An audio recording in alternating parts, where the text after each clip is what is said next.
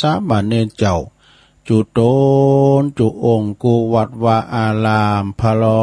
มตึงสำนักดิภักสงฆ์ตวยขอความเจริญในธรรมเจริญปอน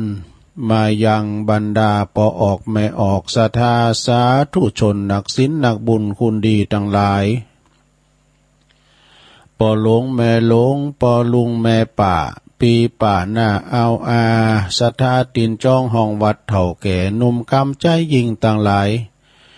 ตื่นจื้นขึ้นมาก็หมุนคืนเปิดเคิงวิทยุ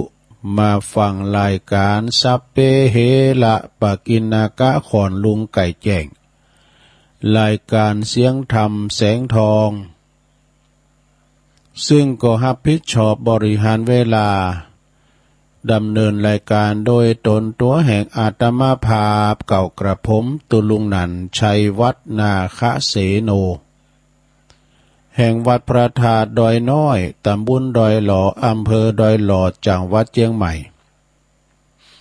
ก็มาปบมาปะกับปอออกศรัทธา3 คืนหรือว่า3 เจ้าเนาะเมื่อคืนก็แมนขอนลุง วันพัดวันศุกร์วันเสาร์ศรัทธาญาติโยมทั้งหลายเนาะก็นำนาสาละซึ่งก็ได้ทำกันบ้านไหวพองนี่กะเกมเนื้อเกมโตคุ้นคว้าเนาะเอามาเล่าสู่จู้กันฟังนะลงเนอะวันนี้ก่อนอื่นตีตุลุงจะได้ประกาศตั้งสถานีวิทยุแต่ละคืนบุญติมเปิ้นมีบุญหู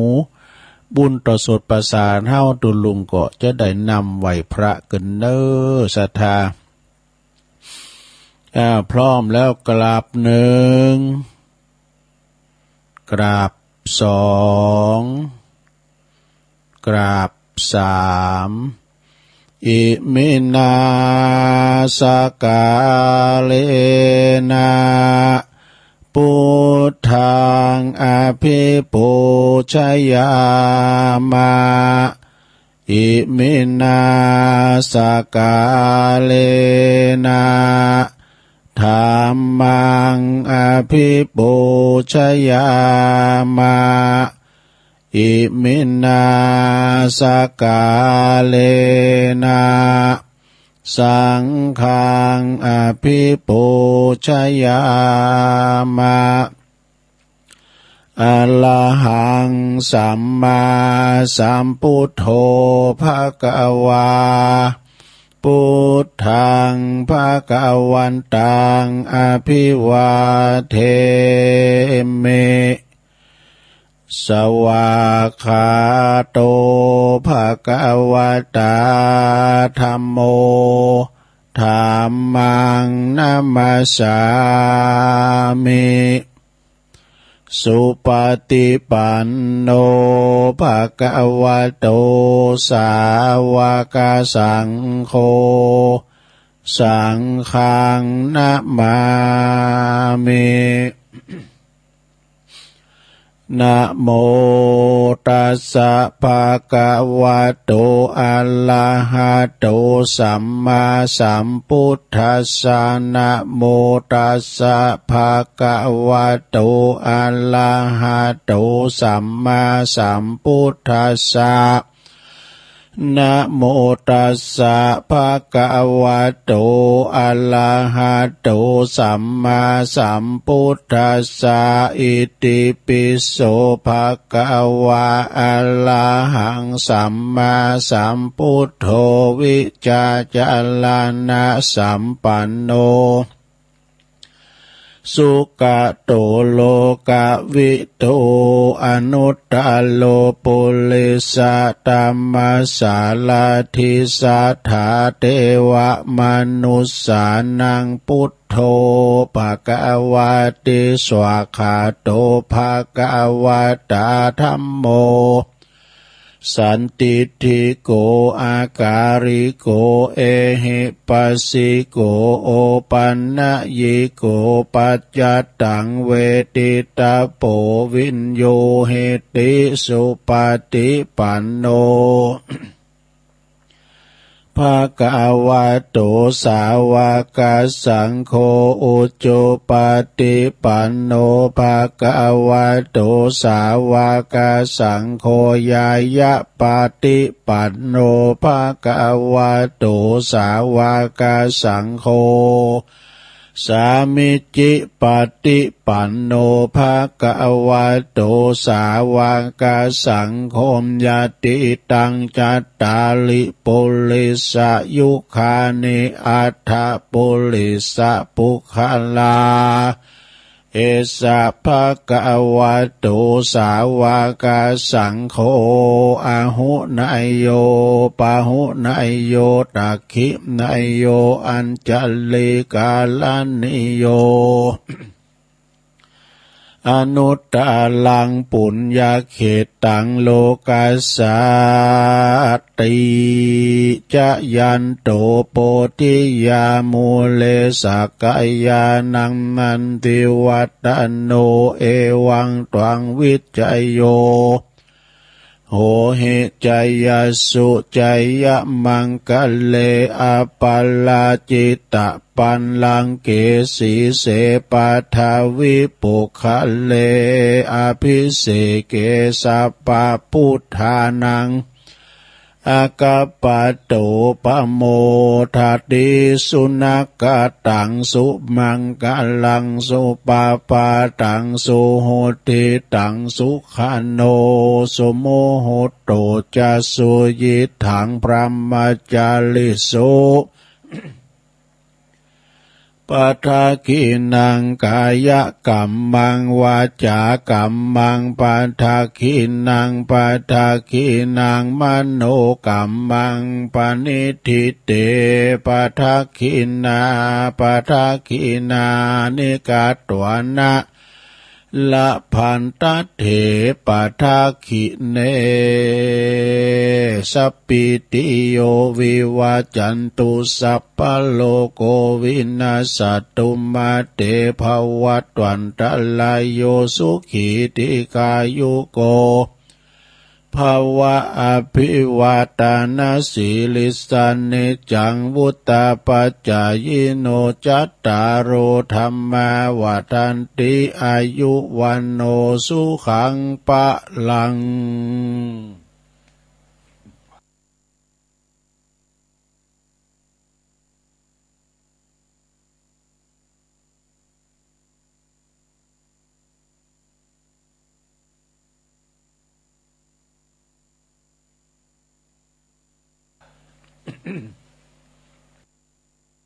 อิลิสานิจังวุตตาปัจจายโนจัตตารโอธรรมาวัฏันติอายุวันโนสุขังปะลัง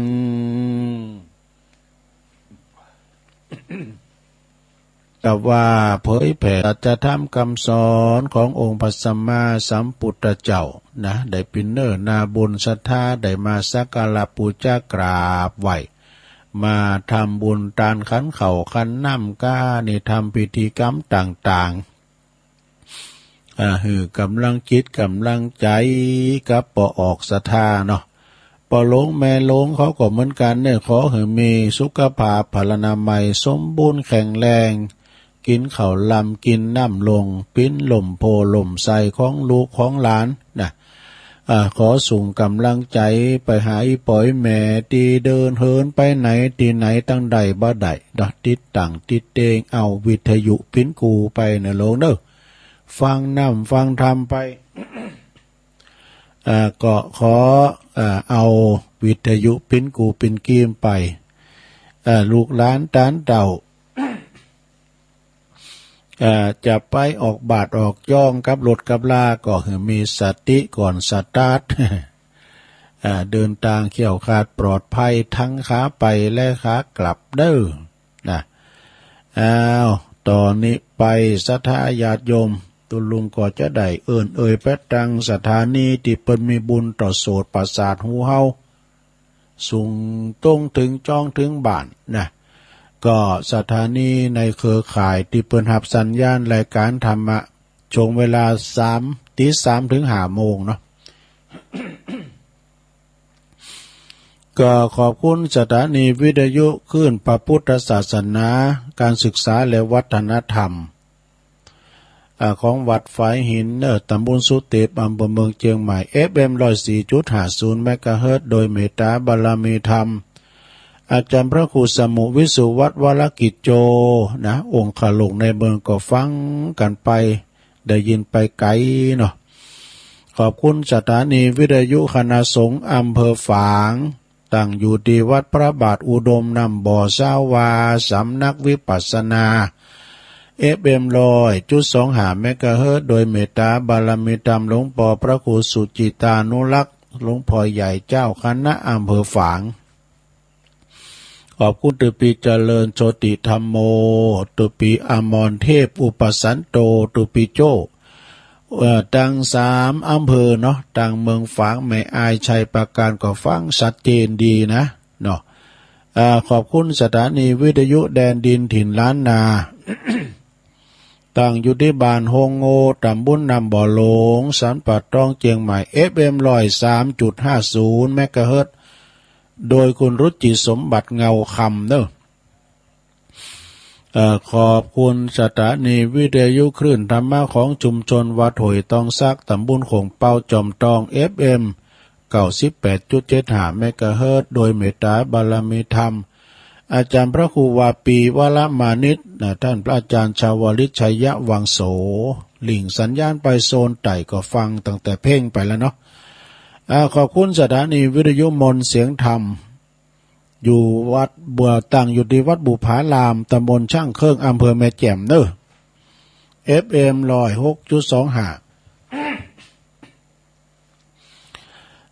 FM 106.25 เมกะเฮิรตซ์โดยเมตตาบารมีธรรมหลวงพ่อพระครูมงคลวิสิทธิ์หลวงพ่อเจ้าคณะอำเภอแม่แจ่มขอบคุณท่านพระปลัดอุทัยตึง2อุทัยโดยเนอะขอบคุณสถานีวิทยุเน็กเนียวเรดิโอ FM 96.75 เมกะเฮิรตซ์ตั้งอยู่ที่บ้านโจงตำบลทุ่งกวาวห้างหุ้นส่วนจำกัดอนุสรณ์เรดิโออำเภอเมืองปานจังหวัดลำปางเนอะ ขอบคุณสถานีวิทยุชุมชนคนเหนือเขื่อนตั้งอยู่ที่บ้านดงดำอำเภอฮอดจังหวัดเชียงใหม่ FM 90.75 เมกะเฮิรตซ์ขอบคุณสถานีวิทยุเพื่อการศึกษาและพัฒนาอาชีพเรดิโอเน็ตเวิร์ก FM 103.00 เมกะเฮิรตซ์อำเภอเมืองจังหวัดลำปางคุณอนุพงษ์ตาจีนะขอบคุณสถานีวิทยุเรดิโอเน็ตเวิร์ก FM 99.50 เมกะเฮิรตซ์นะวิทยาลัยและเทคโนโลยีเพื่อการจัดการกฟผ.แม่เมาะลำปาง ขอบคุณสถานีวิทยุวิทยาลัยสงฆ์นครลำปางวัดบุญญาวาสวิหารนะฮะ FM 106.50 เมกะเฮิรตซ์เนอะแล้วก็น่านฟ้าเรดิโอ FM 100.25 เมกะเฮิรตซ์คุณลุงนิรันดร์ปันดอนตองนะนี่ก็เป็นสถานีที่เปิ้นหับสัญญาณช่วงตอนเจ้าตี3เป็นต้นไปสดาก็ฟังกันไปเนาะฟังกันไปตุลุงก็เอาทำมาเตดพองนะหุ่นขว้าเอาอันนั้นหน่อยนี่หน่อยมาเป็นกูเป็นกีมกับอีปออีเมเนาะ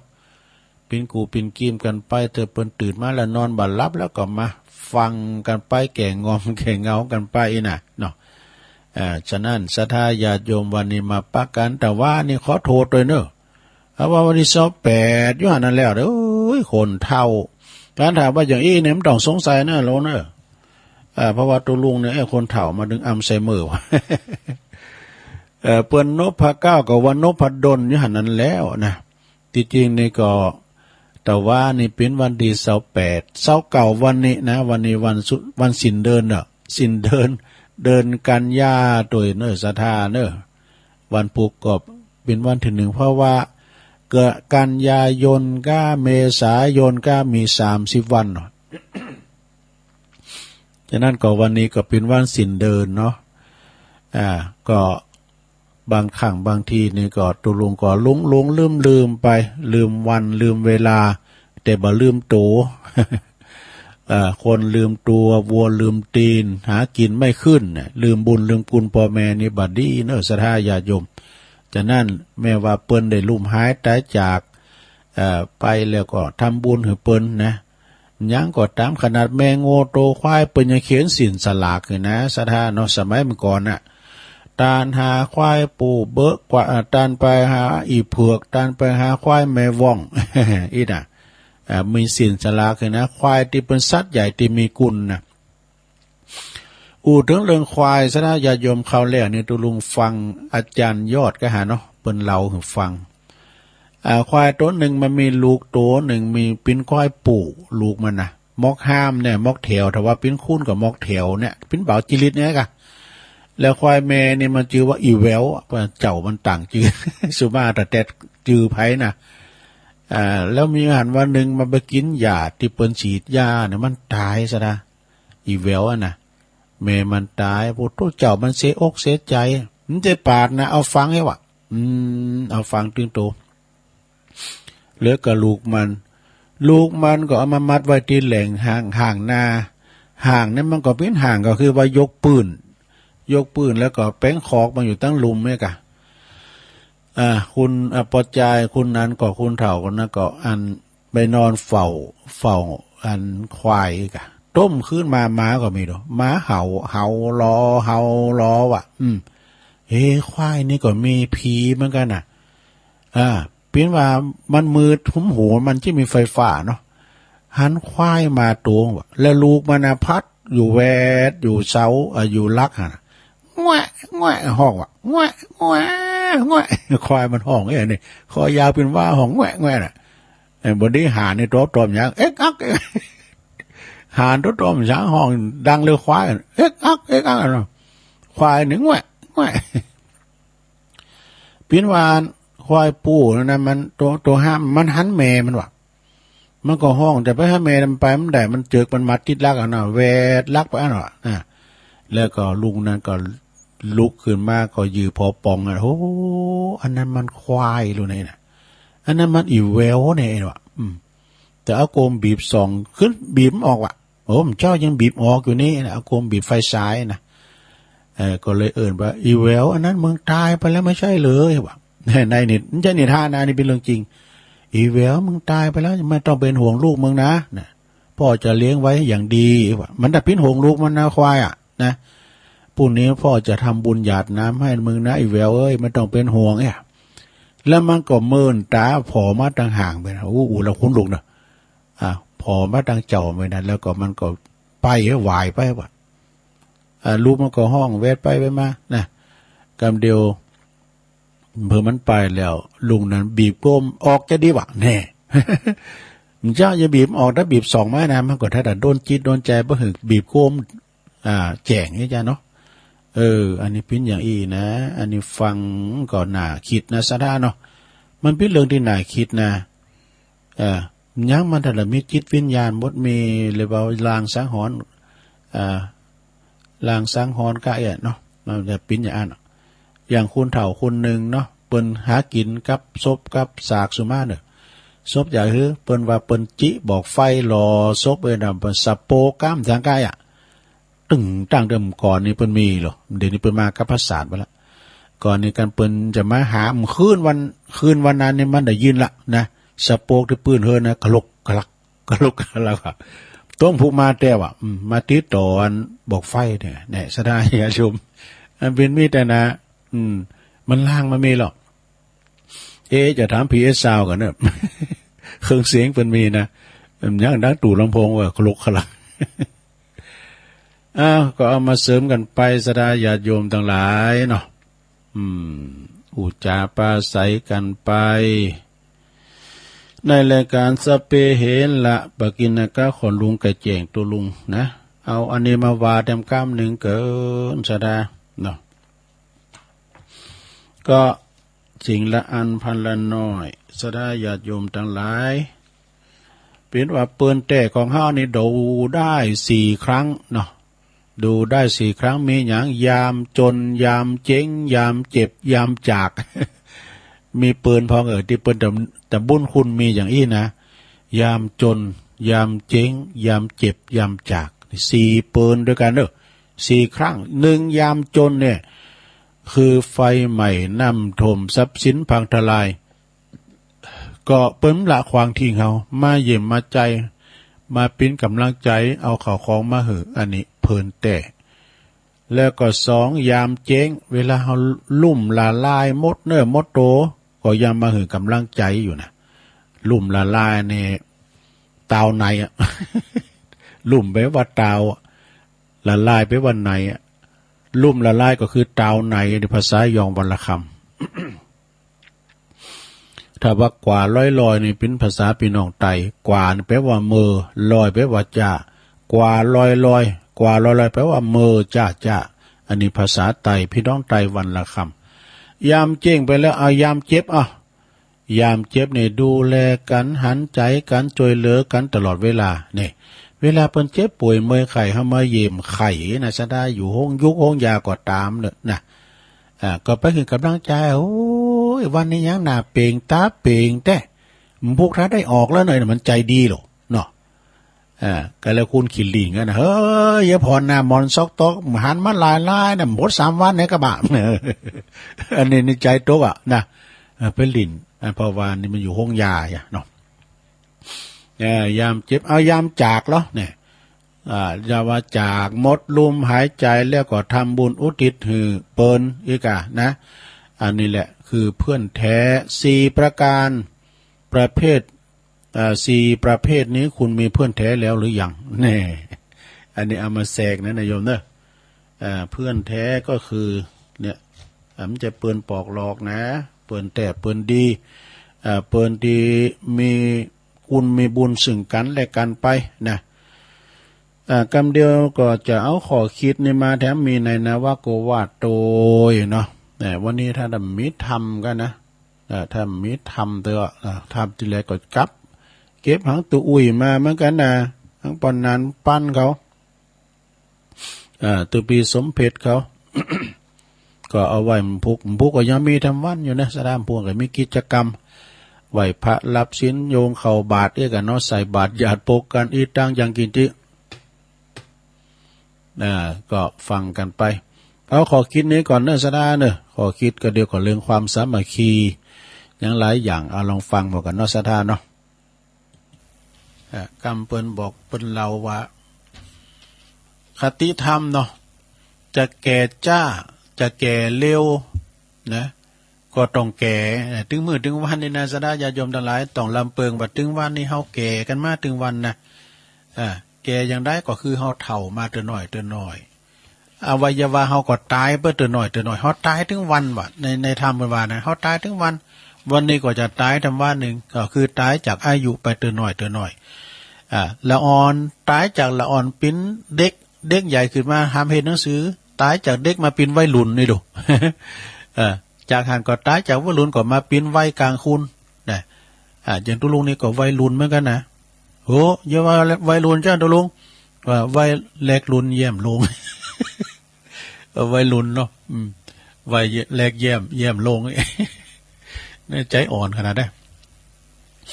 จะแก่จ้าแก่โว้ยมันก็ถึงแก่เหมือนกันศรัทธาญาติโยมทั้งหลายแก่แล้วก็ขอคือปิ้นเป้าปึกนาไอ้เนาะศรัทธาเนาะมันจะว่าเกิดเหมือนอย่างว่า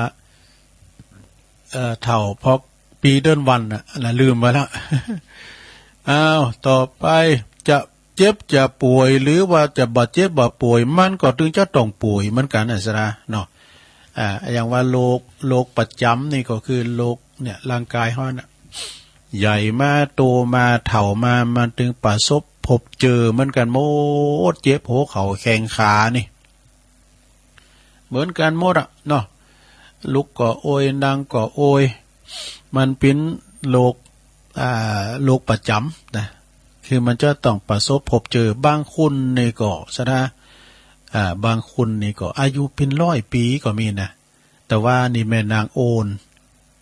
นี่เปิ้นอยู่ร่องของเขาอีปอนี่อายุ100 ปีแล้วเด้อตุนะปวดโธขอถึง120หน่อยเนาะปออุ้ยหมอนเปิ้นนะปอบังเกิดเก่าเปิ้นอายุเป็น100แล้วนะ100ปลายมาเนี่ยฉะนั้นญาติโยมทั้งหลายเจ็บป่วยเมื่อยไข้นี่มันมีเหมือนกันหมด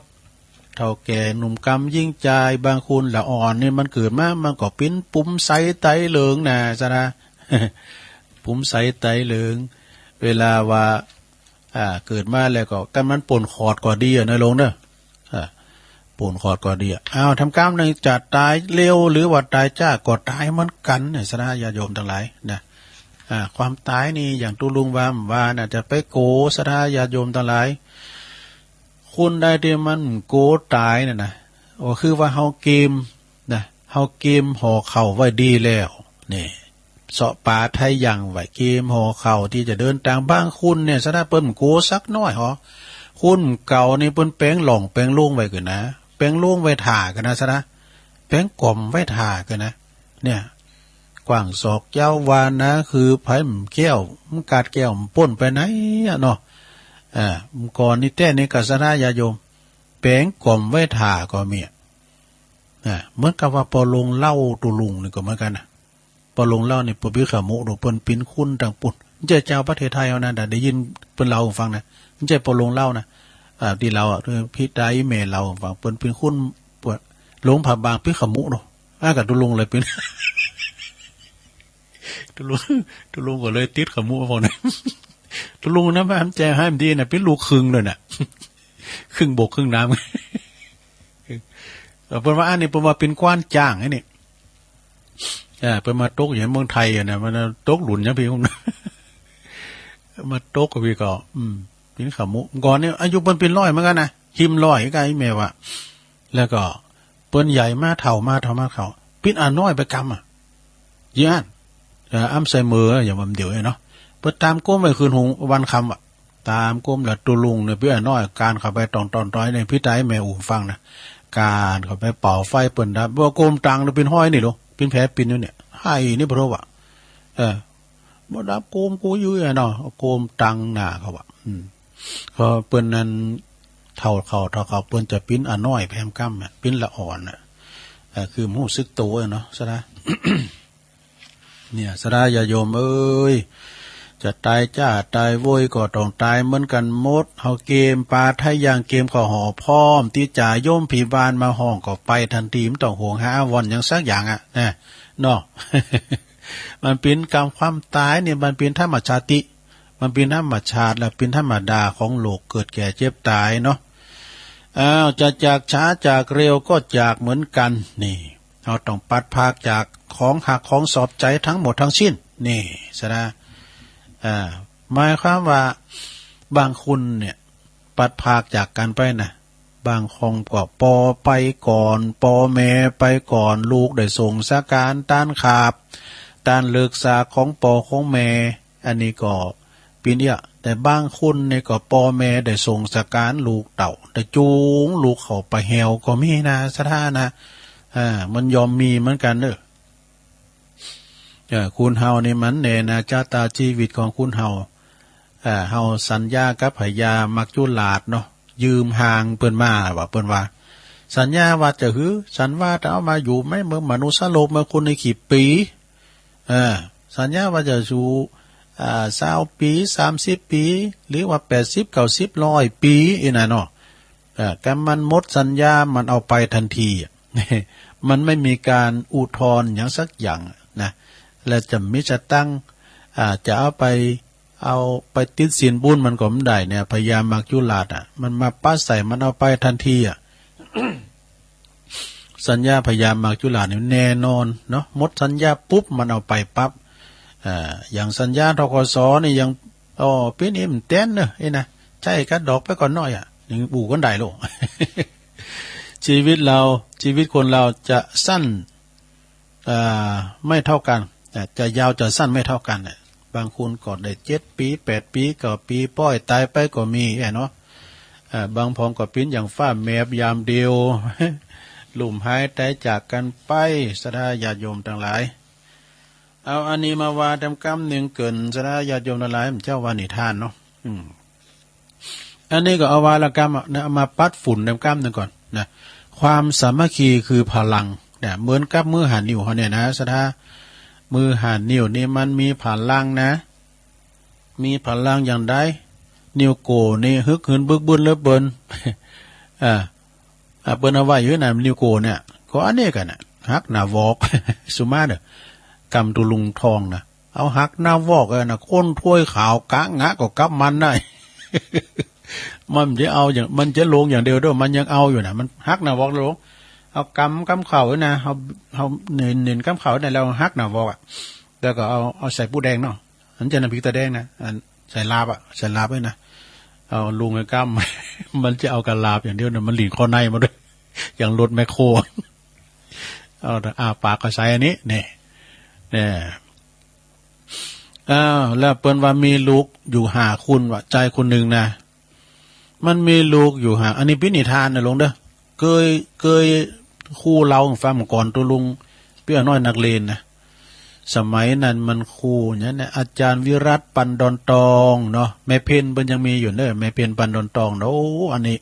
แม่เพนนี่เปิ้นก็ฟังรายการตัวลุงเปิ้นก็ไปตานพินแสนเด้อตานดุงนี่มิตรพองเนี่ยอาจารย์วิรัตปันดอนตองเปิดเป็นคู่ใหญ่ด้วยนะแล้วก็มีสมัยนั้นก็มีอาจารย์ประเสริฐวรรณวิจิตรเนี่ยอาจารย์ประเสริฐนี่เหมือนว่าเดิมเปิ้นอยู่ตั้งจอมตรองเนี่ยนะอาจารย์ประเสริฐวรรณวิจิตรแล้วก็อาจารย์เลื่อนตาเซี่ยวอันนี้ปครูเขายังมีอยู่นะอยู่ที่ปะหกฝาดหนุ่มตลอดกาลเหมือนกับอาจารย์ไพบูลย์หมอศาสตร์ อันนี้เปิ้นรักษาหุ่นสวดทรงเปิ้นดีพอเขาประคองนี่สิจะหนุ่มรถตะลุงกันนะ อาจารย์เลื่อนตาเซี่ยวนะโค้ชฟุตบอลเนาะสมัยนั้นก็มีแถมอาจารย์สุมวังที่ยองนี่อาจารย์สุมวังที่ยองปอครูเปิ้นอยู่น้ำดิบเนี่ยแม่บุญเขานี่นะอยู่น้ำดิบน้อยดงนิมิตนี่กะปากตั้งนะปากตั้งเข้าวัดดงนิมิตเปิ้นก็สอนเจนสองตลอด สมัยนั้นนะแล้วก็มีอยู่กับมีอาจารย์ฉไหนอาจารย์ฉไหนนันตินี่อาจารย์ฉไหนนันตินี่ปอครูเฮาโนเพิ่นอยู่ปุ้นบันหวายนะโอ้เฮินบนล้างโลงเขาจี้พอละอาจารย์ฉไหนนี่เพิ่นก่อนนี่เพิ่นสอบห้องเพลงโด โอ้กุศลนะแล้วก็อาจารย์ประเสริฐวรรณวิจิตรเนี่ยกับเพิ่นเล่าให้ฟังเกี่ยวกับเรื่องความสามัคคีปอกับลูกนี่ปอกับลูกดูกว่าจะถึงนิทานเนี่ย70,000 เท่าความมีชายคนหนึ่งมีลูกหลานมีลูกอยู่หลายคนเปิ้นว่ามี10 คนกับแล้วลูกมี5 คนมี5 คนลูกเหล่านี้นะมักจะทะเลาะวิวาทกันคือมันเคี่ยวกันพิษกันบ่ละห้องละแหงกันวุ่นวายอยู่เสมอเนี่ยปอก็จะว่าเก่าตักเตือนอย่างได้ลูกหลานหมู่นี้ก็บ่ฟังทะเลาะกันตลอดนี่ปออยู่มาวันหนึ่งเนี่ยปอก็ห้องลูกมาลูกเอ้ยลูกทั้งหลายนะบ่ายเก้าแม่มละเขามานี่เปิดก็ห้องมาพร้อมหน้าพร้อมตากันนะมาพบกันแล้วก็พร้อมหน้าพร้อมตากันแล้วปอก็บอกให้ลูกทุกคนว่าสูเขานี่อยู่ไหนก็ละห้องละแหงกันพิษพ้องมองใจกันมันถึงมีนะสถานเนาะปีน้องกันมันถูกหมู่กันลงโถงส่งกันป้อนะบางคนเนี่ยก็ปากหอพอหน้ากันก็มีนะน้องพี่น้องเดียวกันนี่นะ ปอก็ขอให้พกเจ้าทั้งหลายน่ะถึงหาคุณนี่นะไปหาขันแนงไม้ไผ่มานะคนละอัน2 อันเอามานี่นะอันคุณปอจะเอาไม้ขันแนงไม้ไผ่มาจะได้ครับเดี๋ยวจะลูกใจคนหนึ่งขึ้นถามสงสัยเพราะความสงสัยจงรีบเอามาเร็วๆเถอะหน้านะเดี๋ยวจะบอกเดี๋ยวจะหู้เองอย่างเงี้ยปอก็บอกพกลูกก็ปากันไปหาขันนั้นกิ่งไม้ไผ่เนี่ยกันลูกไม้ไผ่ไม่เนี่ย อันนี้ตุลุงได้เห็นได้เมื่อสมัยเป็นละอ่อนนักเรียนประถมแล้วดอกจนถึงปริญญาตุลุงเห็นจบปริญญาพอดีปริญญาบุญลังควายนะมันจะให้มันดีนะไม่ลงจะทิ้งแล้วนี่ปริญญาบุญลังควายปริญญาชีวิตลูกก็ปากันไปหาไม้ไผ่มาได้แล้วปุ๊บเอามานี่บ่ายเก้ามาลงกันนี่เนี่ยปอเปิ้นก็เอามามัดด้วยกันว่ะเอามามัดด้วยกันเนี่ยมันคูณได้2 อัน10 อันกันเนาะไม่ขันแนงไม้ไผ่นะกิ่งไม้ไผ่เนี่ย เอามามัดเป็นกำแล้วบ่ายเก้าคิงลองงานฮักพอเหรอฮักก่อมได้แท็ดป้าจนถึงบลาฮักก่อมได้มันแหงมันใหญ่แล้วบ้านี้มันมีหลายอัน มันฮักไอ้ปอไอ้เนาะปอเปิ้นก็คือแล้วก็เปิ้นก็ว่ามันฮักมันได้เอาล่ะเดี๋ยวมานี่มันมาให้ปอก่อนปอมันก็ตีมัดมันขะแหนงไม้ไผ่นะตีมาแล้วก็เลยเอาแจกกันคุณอันนะคุณละกิ่งไอ้กะเอาลองฮักก็ลองแควะมันอันเดียวเนี่ยมันก็ไปไหวเนาะแควะเดียวยืนหือขะแหนงไม้ไผ่หือลูกคุณละอันนะ ปรากฏว่าบ่มีอันนี้ยังตุลุงวาไปเลยเนี่ยเปิ้นนั้นเปิ้นเขียนไปเหมือนว่าตามเนี่ย ปรากฏว่าลูกตั้งหลายฮักบ่ได้แม้แต่คนเดียวอันนี้เป็นกรรมอยู่นั่นน่ะ เมื่อเป็นฉะนั้นแล้วปอก็เตไม้ขะแหนงไม้ไผ่ออกแล้วก็ยืนให้คนละกิ่งคนละเข็ดทีละอันคนละอันต่อจากนั้นทุกคนก็ได้ไม้ไผ่นั้นแล้วก็ปรากฏว่าฮักแควะเดียว ปอก็กับลูกว่านี่แหละลูกเอ้ยเนี่ยถ้าพวกเจ้าฮักกันแป้งกันฮักไข่ปองดองปีหูซองน้องหูหนึ่งกันลงส่งกันปอมีอย่างก็ช่วยเหลือเฟื่อฟ้ากันสู้เขาในปีนลูกแม่เดียวปอเดียวกันการออกต้องเดียวกันมาเนี่ยสู้เขาจะมาคัดแย่งกันเยอะฮือเนาะลูกปอเดียวแม่เดียวกันเนี่ยปีว่าแล้วก็แล้วกะเนี่ยพอไก่หั่นเอาไก่มาเป็นอุทาหรณ์เจ้าตุลุงก็เปิดเนาะดาวลูกไก่เจ้าตัวใหญ่สายสวัสดอย่าเกลียวกราดน้องปะปุ่มพี่ดีเกมั้งอะวันนั้นห้องอีเกประกามหมดโตคุณเถ่าโทรมาลังไม้เนี่ยโตแต่ขี้อีเกขนาดอย่างไง ดีกับมันซ้อเนาะ เปิ้นเอามาเปรียบเทียบนะสดาญาติโยมต่างหลายช่วยกันกะมีธุระหยังก็ธุรกิจหยังก็ช่วยกันกะการงานหยังกะ กันสู้เขาช่วยกันน่ะ ก็ช่วยกันกะเนาะอย่างว่านี่คุณจีนแรงว่านะอันนี้มีลูก10คุณกันน่ะใครทดสอบลูกว่าคุณใดนะมันจะสื่อสัตย์เนี่ยเอามโถไปปลูกบ่น่ะเอามโถไปปลูกน้ำไผ่แต่งามเลิกเปิ้นท่านไผ่งามแล้วเปิ้นได้รางวัลนะเอาถึง10คุณนะก็เอามโถไปปลูกเนี่ย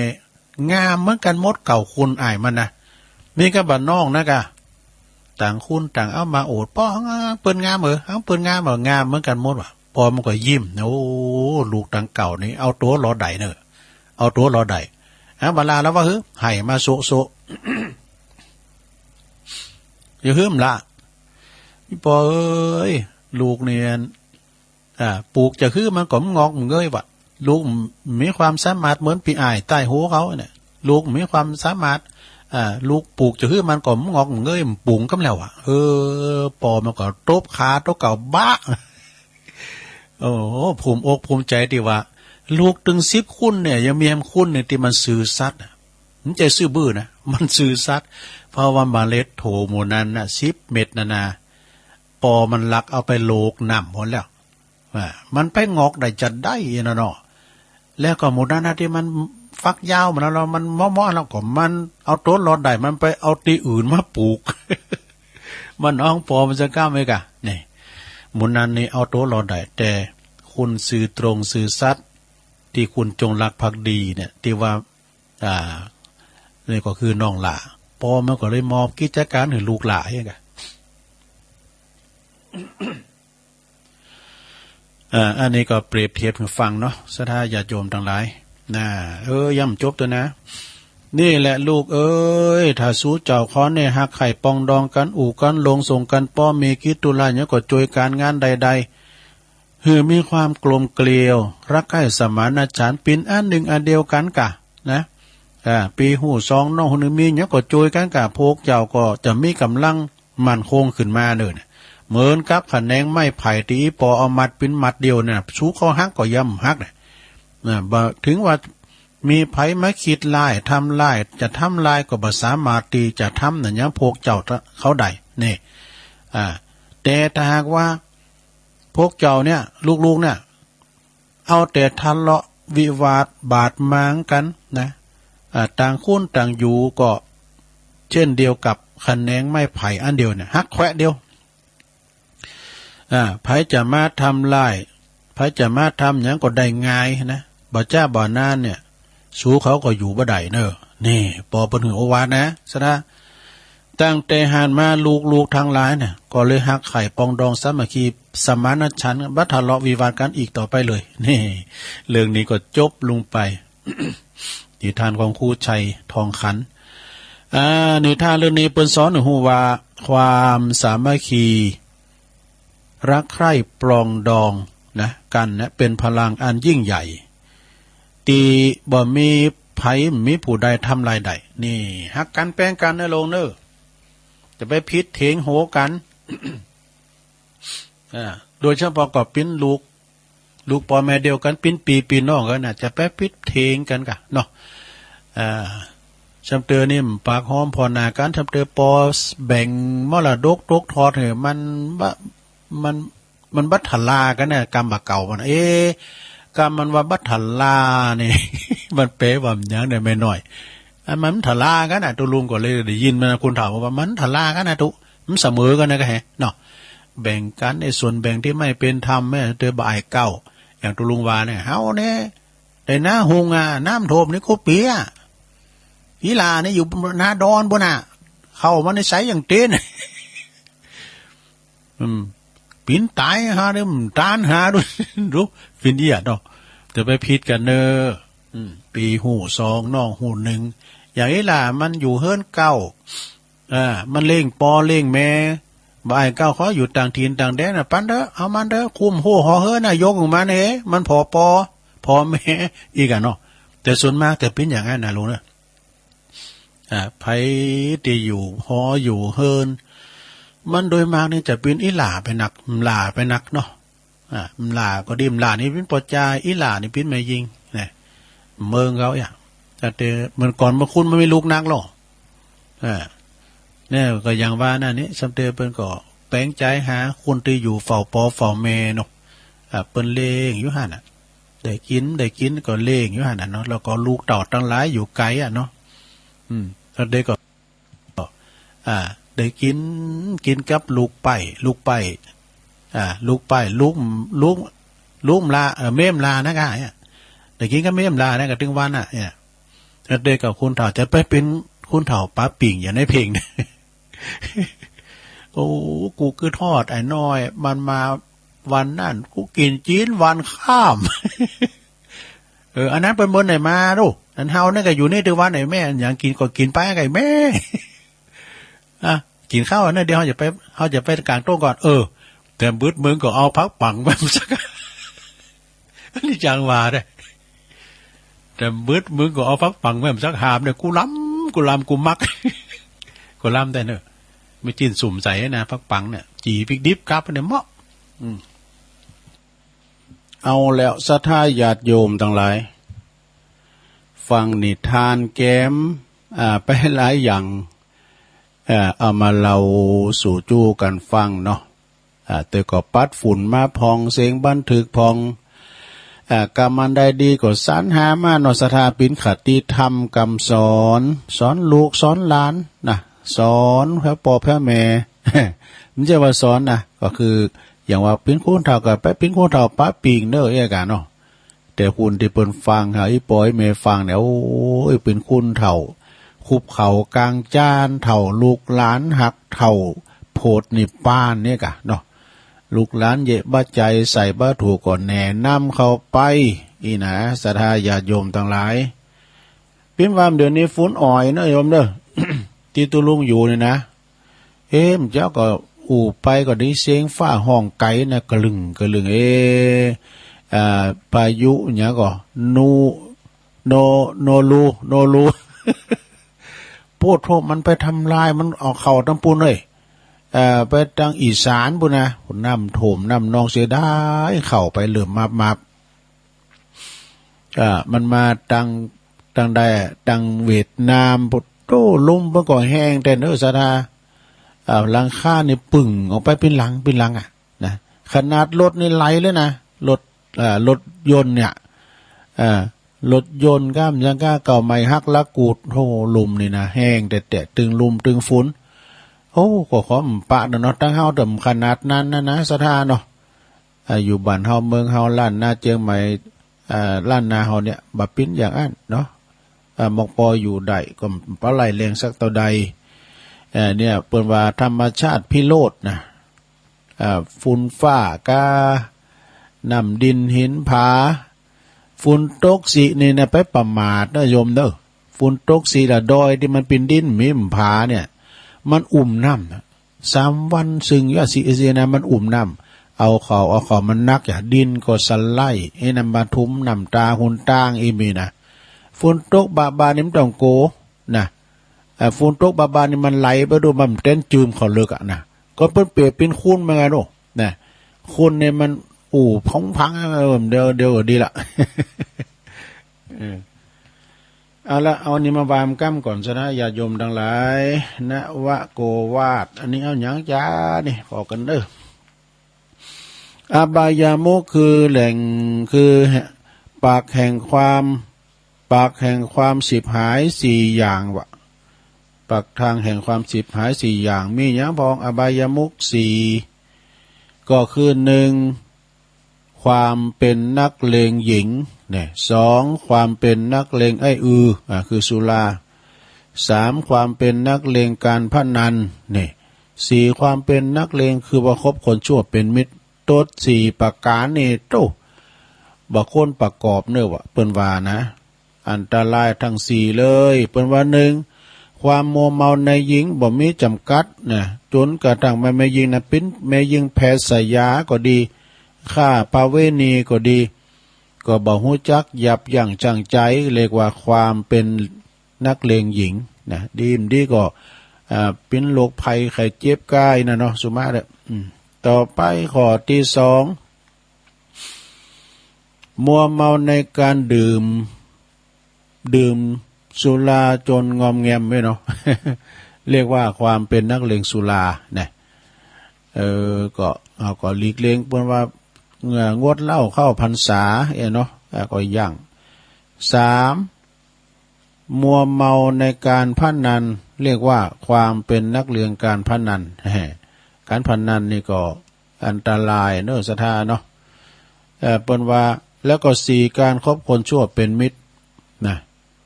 การคบคน4จำพวกนี่ก็คือว่าคุณปอกหลอกคุณผู้ดีแต่พูดคนหัวประจบคนชักชวนไปในทางฉิบหายนะเรียกว่าคบคนชั่วเป็นมิตรอบายยมุข4นี่นะปิ่นตางแห่งความฉิบหายวะเปิ้นว่าแก่สมบัติเฮาแล้วก็จือเสงเฮาแม่จะบะครบทั้ง4อย่างเพียงว่าข้อได้ข้อหนึ่งก็เสริมแล้วแน่สะดาเนาะอันนี้ก็ฝากไว้เนออบายมุข4ก็เอามาเล่าสู่จู้กันฟังนะสะดา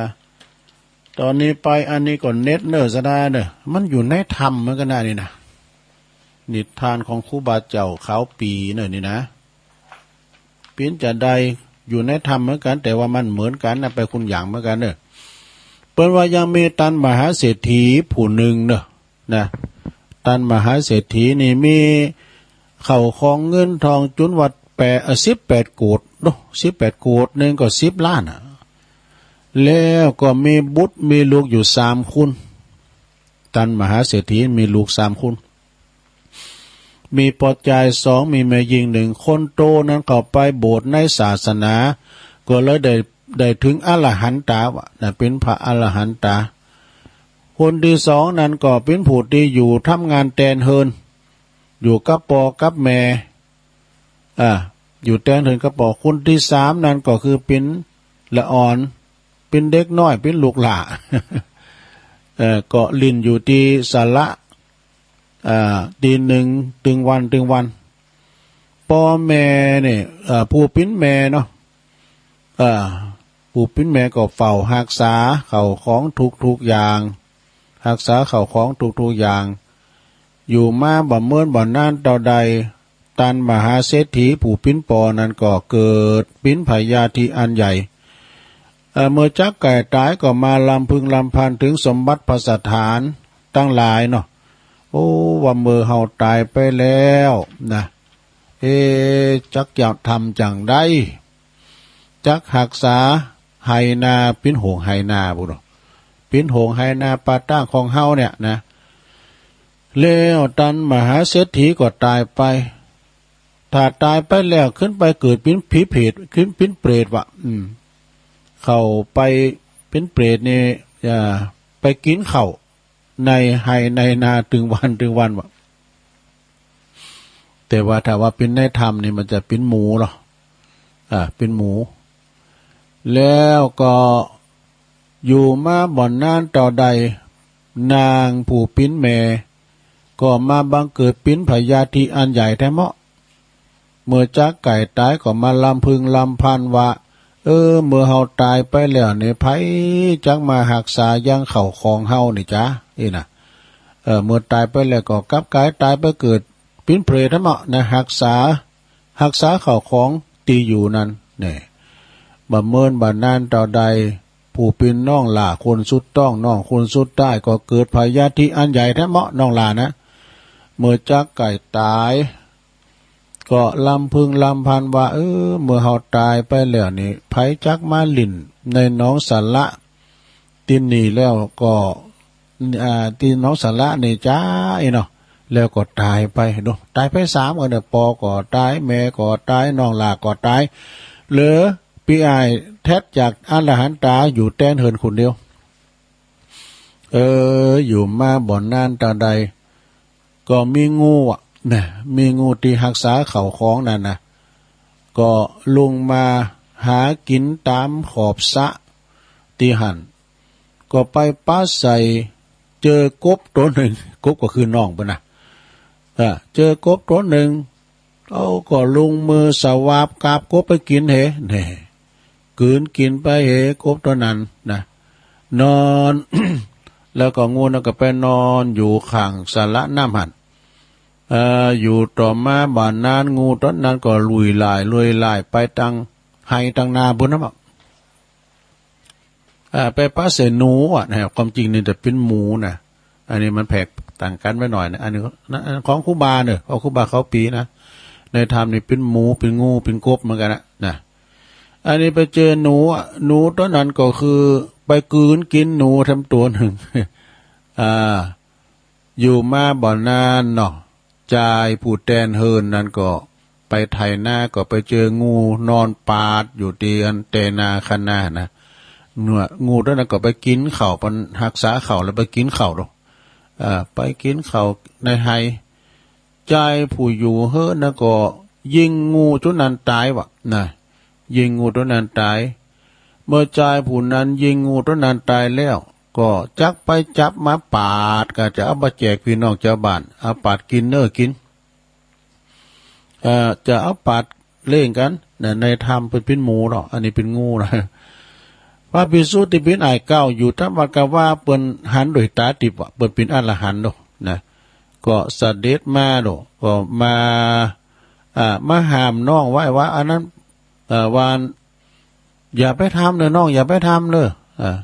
อรหันตาผู้เป็นอ้ายเก่าเป็นปีนะกล่าวว่างูตัวนั้นก็คือปอเฮานะ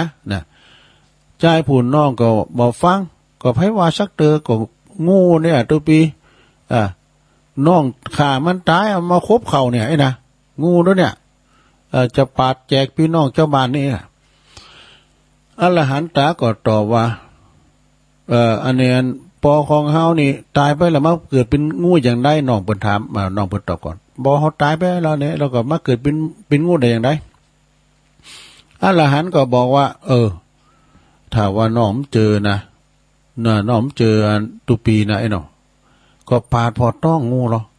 เจ้าก็จักหันหนูเนี่ยหันกบนะ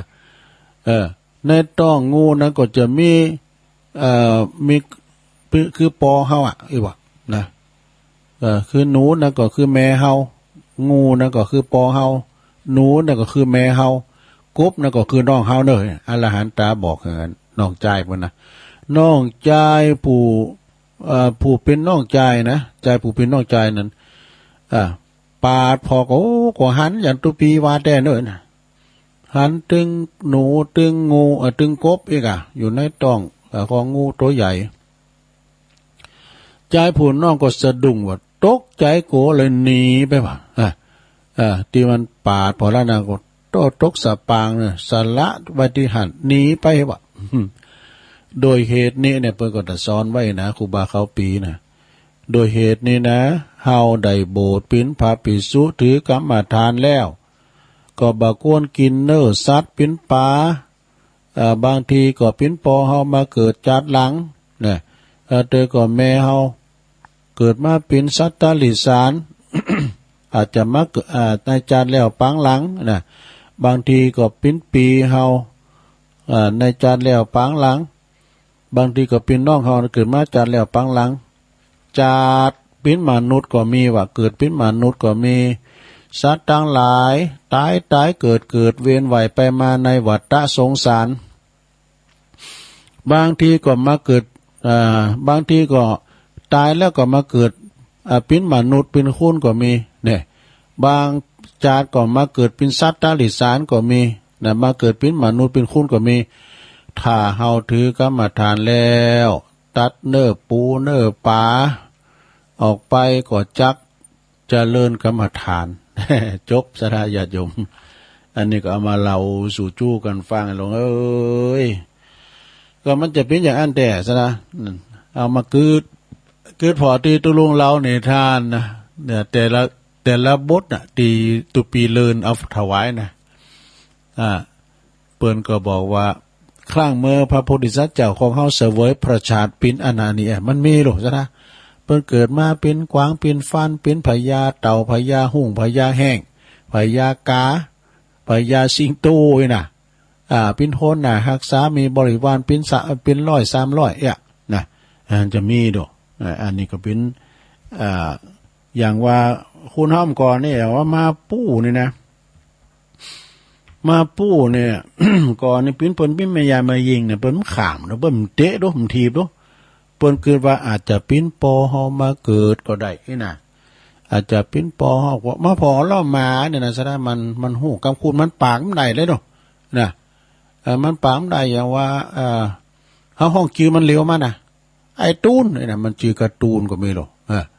ไอ้การ์ตูนในการตุลุงมาเข้าในห้องส่งนะมันแกนอนอยู่นอกค่ะ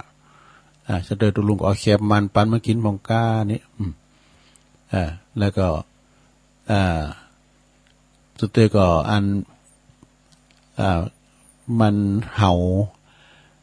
าแวดเจดีก็มีนะซะนะเขาก็ว่าจดดีเขาได้ออกลาใช่ ก็ตื้มลูกมาพอนะเห่าอยู่คืนหุงเห่าอยู่ได้ถามมาก่อมตอบนะขี้เห่ายังบะเนี่ยมันก่อมว่าเอานิวามก้ามเกินสระญาติโยมนะไรนี่ก็สัตตลิสารเหมือนกันนะลองฟังผ่อนเนื้อสระเนอะฟังไปเด้อฟังไปรับไปหลงวันผู้ก่อนก็เอาธรรมมาเทศเนาะวันผู้ก่อนเอาธรรมตุปีสมเพชเขามาเทศก่อน คิดชาดกแรงตอบแทนคุณนี่พญาแห่งเอาละนาเจตวันวิหารพระพุทธเจ้าเปิ้นตรัสชาดกเลยนี่เปิดเตือนหือภิกษุทั้งหลายอย่าได้ตำหนิพระภิกษุที่เปิ้นเลี้ยงบิดามารดาเลยเพราะว่ามันเป็นธรรมดาที่บุตรต้องอุปการะผู้มีพระคุณความว่าในอดีตพระเจ้าพรหมทัตเป็นพระราชาครองเมืองปาลาณสีเนอะส่วนว่าพระตถาคตของเฮานี่เสวยพระเจ้าเกิดมาเป็นพญาแห่งแน่เนี่ยซะนะเนาะดูแลบิดามารดาก็คือดูแลพ่อแม่นะพญาแห่งนี่ก็พ่อแม่ที่แก่แล้วอยู่บนเขาคิจกูฏเนี่ยเขาคิจกูฏนี่เป็นที่อยู่ของพญาแห่งนะเขาคิจกูฏเนี่ยมีอยู่หันวันหนึ่งเนี่ยฝนก็ตกปุดตู้ฝนตกนักเนี่ยอย่างเดียวอย่างกันเนาะเดี๋ยวนี้ตกมากแล้วเนี่ยฝนก็มาตกพญาแห้งตั้งหลายแห้งตั้งหลายก็ทนต่อความหนาวบ่ได้วะหนาวกันหมดโธเสียนกอบเนอะแห้งตั้งหลายนะจึงพากันบินไปยังเมืองปาลาณสีเนอะไปเกาะอยู่ตามสายไฟฟ้าไปมีตัวหุตุ ก่อนมีสายไฟฟ้าแหละปากมันกลางไปเองไปก็อยู่ตีกำแพงตีคูเมืองว่ะดูเนื้อโตนี่เป๊กป้อนไปหมดนะเป๊ะบล็อกซอกแซกเหมือนมาหน่อยตกน้ำเลยเนาะ โอ้พอดีตาเศรษฐีคนหนึ่งน่ะเดินไปเดินมาผ่านมาหันจึงมีความสงสารอินดูอ่ะคิดจะจวยเหลือขอบโคของแรงต่างหลายก็จึงเล่งดูโดยอาหารตั้งหลายต่างๆนะเมื่อว่าฝุ่นยุดแล้วหมูแห้งตั้งหลายแห้งโตก็ปีกเนี้ยก็แห้งแล้วก็บินไปทางลงลังของเปิ่นแล้วก็จึงคิดจะตอบแทนกุลตันเศรษฐีกะนะตีแต่จวยเหลือเอาข้าวปลาอาหารให้กินนี่กะโดยการนำผ้ที่ถูกทิ้งมาไว้บริเวณเตียนเศรษฐีจวยเหลือหันนะตีกำแพงหันนะเอาผ้ามาไว้หันจัดลายเนาะน้ำก่อนนี้ผ้ามันหายเข็มเนาะนะแต่ความจริงแล้วผ้าเหล่านั้นนี่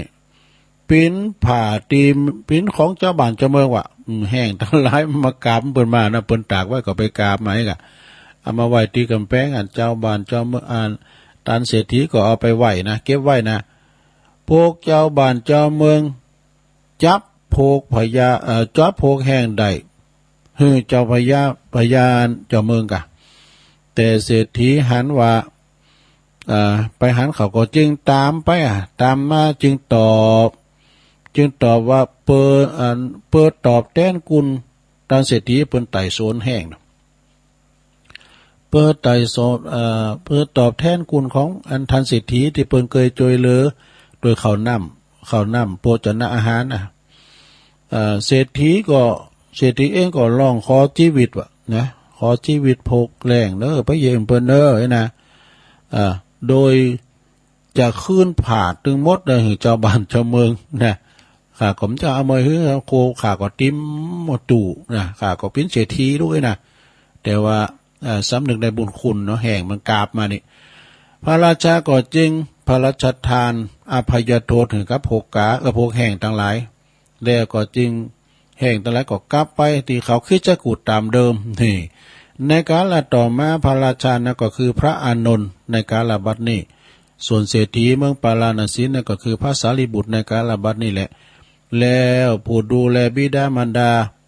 คือพ่อแม่นั่นก็คือองค์ตถาคตพวกควรหู้จักกตัญญูต่อบิดามารดาแน่จบลงไปซะนะ ความจริงนี่ก็แห้งนี่นะซะนะก่อนบ้านเฮาเมืองเฮานี่มีหลายวะนะแห้งนี่มันปิ้นจะว่าไปนี่ก็มันกำจัดสิ่งที่มันซากศพอย่างต่างๆจ้างม้าโง่ควายตายมันจะไปกินเพราะว่ามันจะกินซากสัตว์ที่มันตายไปนะแล้วก็ที่เมืองประเทศทิเบตในสถานหันที่ใน YouTube ลองขอหรอแต่ว่า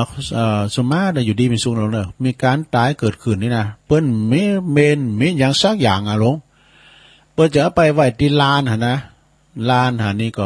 ปิ้นพญาแห้งทั้งหลายจะมาสมมาไปกินซากศพเหลือกับโครงกระดูกเปิ้นว่าชีวิตหนึ่งจบชีวิตหนึ่งอยู่นะปิ้นซากศพปิ้นยาอ่านขนาดว่าเมืองอินเดียนะซะนะสมมาอยู่ดีมีสุขศพเปิ้นลายไปนั่นแห้งยังจับแล้วก็กินเนาะเฮ้ยเนาะแล้วน้ำพระคงคาน่ะ มันเป็นตีลอยศพกำซะกาเนี่ยตีข้างตีแม่น้ำมันตาฝั่งน่ะไฟมีวอดน่ะตามอยู่หันตลอดเปิ้นเผาศพกันน่ะซะนะคนที่ลอยก้านี่ก็จะได้เผาตีดีหน่อยนึง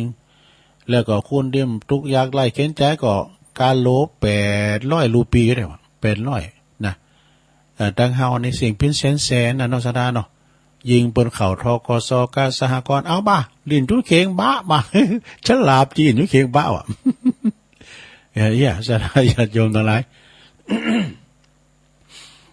ทางเมืองอินเดียเนี่ยอย่างว่าสุมาเด้อเนาะซะดา คราวก่อนเนี่ยเปิ้นตายด้วยโควิดกันมันหลายอ่ะเปิ้นรักษาก่อนมาเปิ้นเอาไปลอยน้ำเฮาบ่ดอกแล้วก็คุณก็ไปอาบไปกินน้ำคงคาเพราะว่าถือว่าแม่น้ำศักดิ์สิทธิ์เนาะแล้วใครเพิ่นปิ้นหยังเอาซะละเพราะว่าแม่น้ำแห่งศักดิ์สิทธิ์ไปอาบกันไปลอยน้ำกันไปกินก็หั่นเนาะแล้วก็ที่ศพที่เปิ้นเผามอกตุยไตลุยลายเอ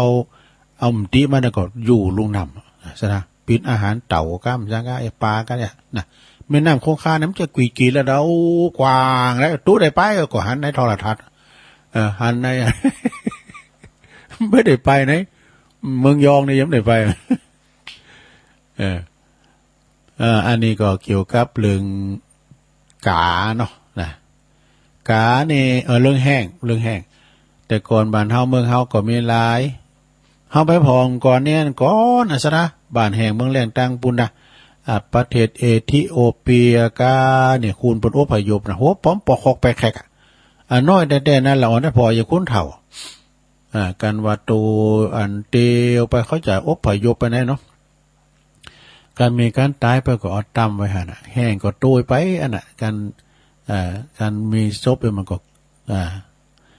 หมายความว่าทำความสะอาดได้แล้วเนาะคือโลกมันได้สดใสขึ้นมาเหลือกระโครงกระดูกอีกนะก็จบลงไปศรัทธาญาติโยมทั้งหลายตอนนี้ไปตุลงจะได้ประกาศอันนี้ก้ามกันเนาะเพราะว่าข่าวสารงานบุญก็มีอยู่แล้วก็มันไก่มาแล้วเนาะที่จริงนี่ก็ข่าวสารงานบุญนี่ก็มีให้กูวัดกูวานี่อย่างกฐินเนี่ยเพิ่นมีให้กูวัดเนาะตุลุงก็ประกาศไปแต่ก็จะขอเน้นเรื่องงานธรรมสัญจรเพราะว่าวันที่3นี่แหละนะศีลหน้าเนี่ยนะวันที่3ตุลาเนี่ยเนอะศรัทธาญาติโยมทั้งหลายเป็นวันจันทร์และวันศีลโดยก็คณะสงฆ์อำเภอดอยหล่อโดยเมตตาธรรมหลวงพ่อพระครูสุนทรธรรมานุโยกหลวงพ่อเจ้าคณะอำเภอดอยหล่อเจ้าอาวาสวัดพระธาตุโขงขาวปิ่นเก้าปิ่นประธานหลวงพ่อพระครูสาธุกิจจานันท์หลวงพ่อรองเจ้าคณะอำเภอดอยหล่อเจ้าอาวาสวัดพระธาตุดอยน้อยเจ้าคณะตำบลตึงหาตำบลเจ้าอาวาสแล้วก็ที่พักสงฆ์หมดเปิ้นก็จะมา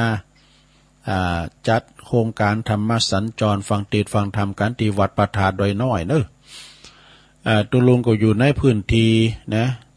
แต่รับสันทานุญาตกับครูบาอาจารย์ตุลุงประกาศกันเนอะถึงวันก็ประกาศเนี่ยนะก็ขอเชิญศรัทธาญาติโยมเนี่ยมาฟังเทศน์ฟังธรรมต่างพี่น้องต่างหลายปีก็ได้ต่างจังหวัดก็ได้นะข้ามลำปิงมากันเดียวข้ามหลังฝายเนี่ยได้สบายนะในตอนเตงตั้งแต่เตงเป็นต้นไปเนาะศรัทธาเนาะวันที่3นะไผที่มีของขวัญรางวัลจะเอามาเจาะมาหอมกันก็คือว่าเราจะได้จับฉลากมีหางวาวหางบัตรด้วยแต่ไผมาก็เซียนจืนเดี๋ยวนี้รถถีบไม่อยู่4กั้นแล้วนะแต่ว่านี่ก็มีของหลวงพ่อท่านพระครูสุนทรธรรมานุโยกหลวงพ่อใหญ่เฮาเจ้าคณะอำเภอแล้วก็ท่านพระครูปัญญาพิสุทธิ์นี่เป็นเลขาเจ้าคณะอำเภอแล้วก็เป็นเจ้าคณะตำบลโดยก่อนหน้านั้นก็มีท่านบาดิกาจิตอนาลโยเจ้าวัดพระธาตุดอยหล่ออันนี้ก็เอารถถีบมากันก่อนบ้านก่อนเมืองแล้วก็เอาถังนะถังใหญ่นะมอกโตถังสีเนี่ยเนอะพินแฟบนะกันตุลุงใจปีหนึ่งเสกเพราะว่าตุลุงใจหมันสักผ่าเนาะแล้วก็อาจารย์พระครูวิพาทวรคุณเจ้าคณะตำบลดอยหล่อเขต1วัดอรัญญวาสดงป่าหวายด้วยนะได้4กั้นแล้วนะแล้วก็เอามาเพิ่มเติมให้ก็ได้นะอย่างรายการอยู่เพิ่นจะเอามากันนะเป็นมีพัดลมก็หม้อหุงข้าวก็นี่ทั้งเรืองก็เอามาเด้อเนอะตัวปีตัวน้องเขาตัวหน้าตัวเอา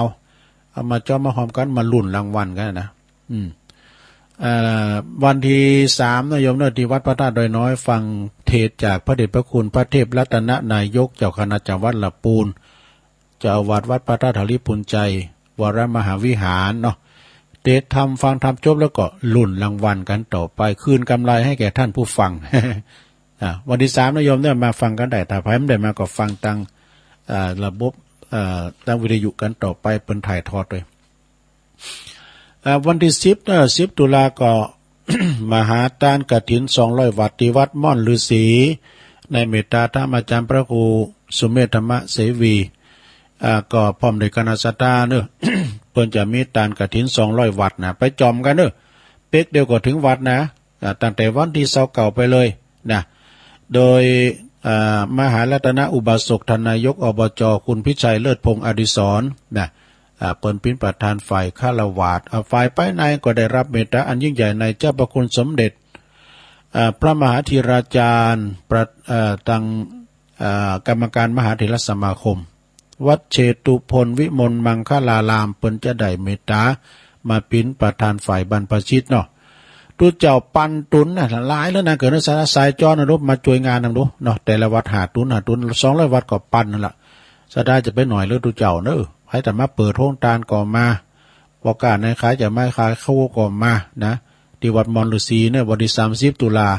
เริ่มตั้งแต่9 โมงไปจนไปมาเจ้าให้หน่อยเนอะแล้ววันที่29ก็ปิ้นนั่นกฐินเงินล้านของเปิ้นน่ะของวัดมอนฤาษีเปิ้นจะแปลงเมนเนอะสะท่าเปิ้นจะต้านวันที่29เมื่อมันเตือกันเปิ้นนะอันนี้ก็วัดมอนฤาษีวันที่12 ตุลาก็ขอเชิญศรัทธาญาติโยมต่างมารวมทำบุญตอดกฐินที่สำนักสงฆ์เหล่ามนทาที่ตุลุงเปิดแผ่นสปอร์ตไว้นะ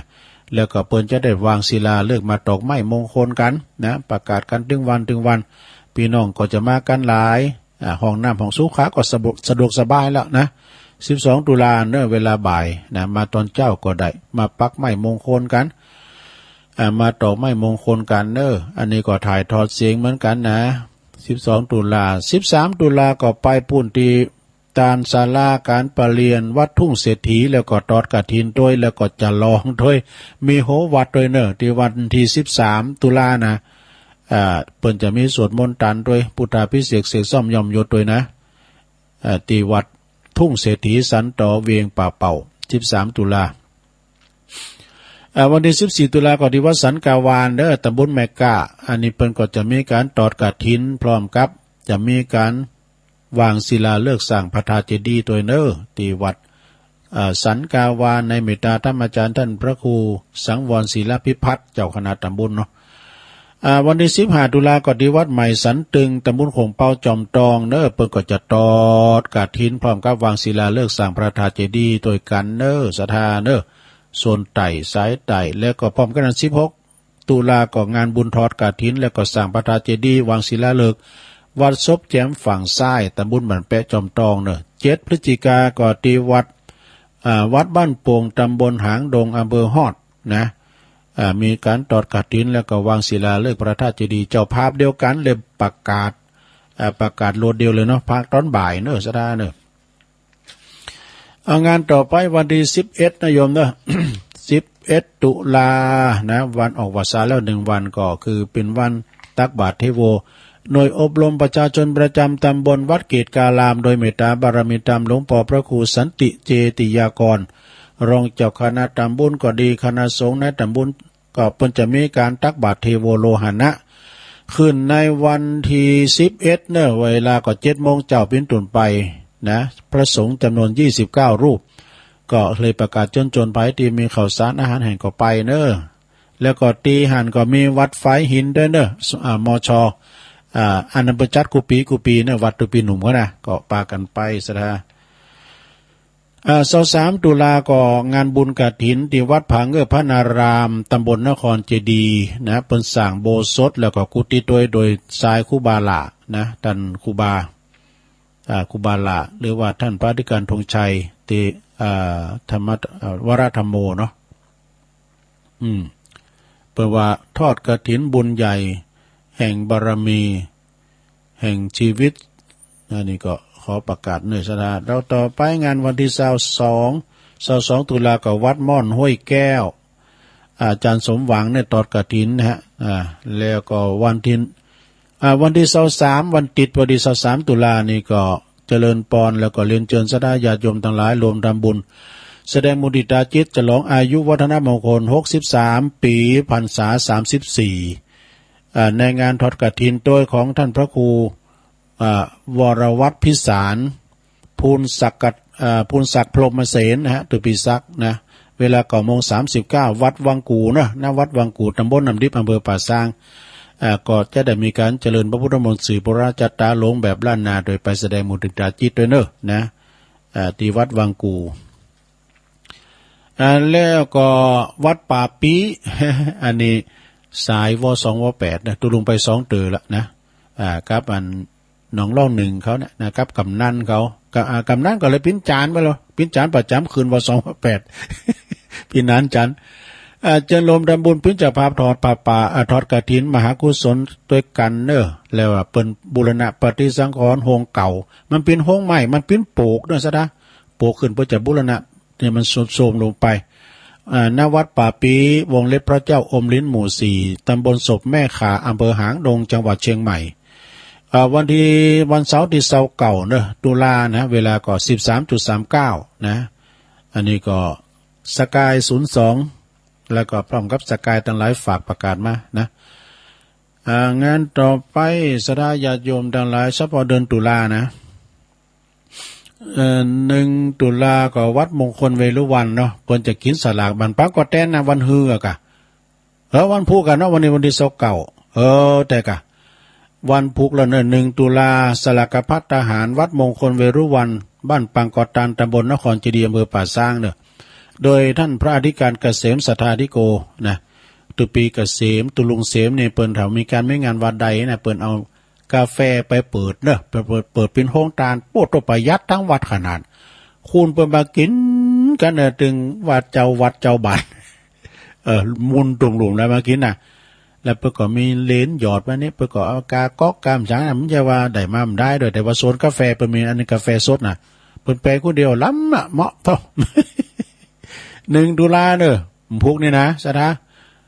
ตุลุงก็จะไปได้รับนิมนต์ด้วยนะตุลุงก็จะไปเนอะปากันเนอะแม่ไข่แก้ว แม่ไข่เขาแม่หลงแม่หลงอันนี่เขาเนาะแม่หลงกิ้วเขานะปีนั้นพยุงทาดีเขาเนี่ยนะ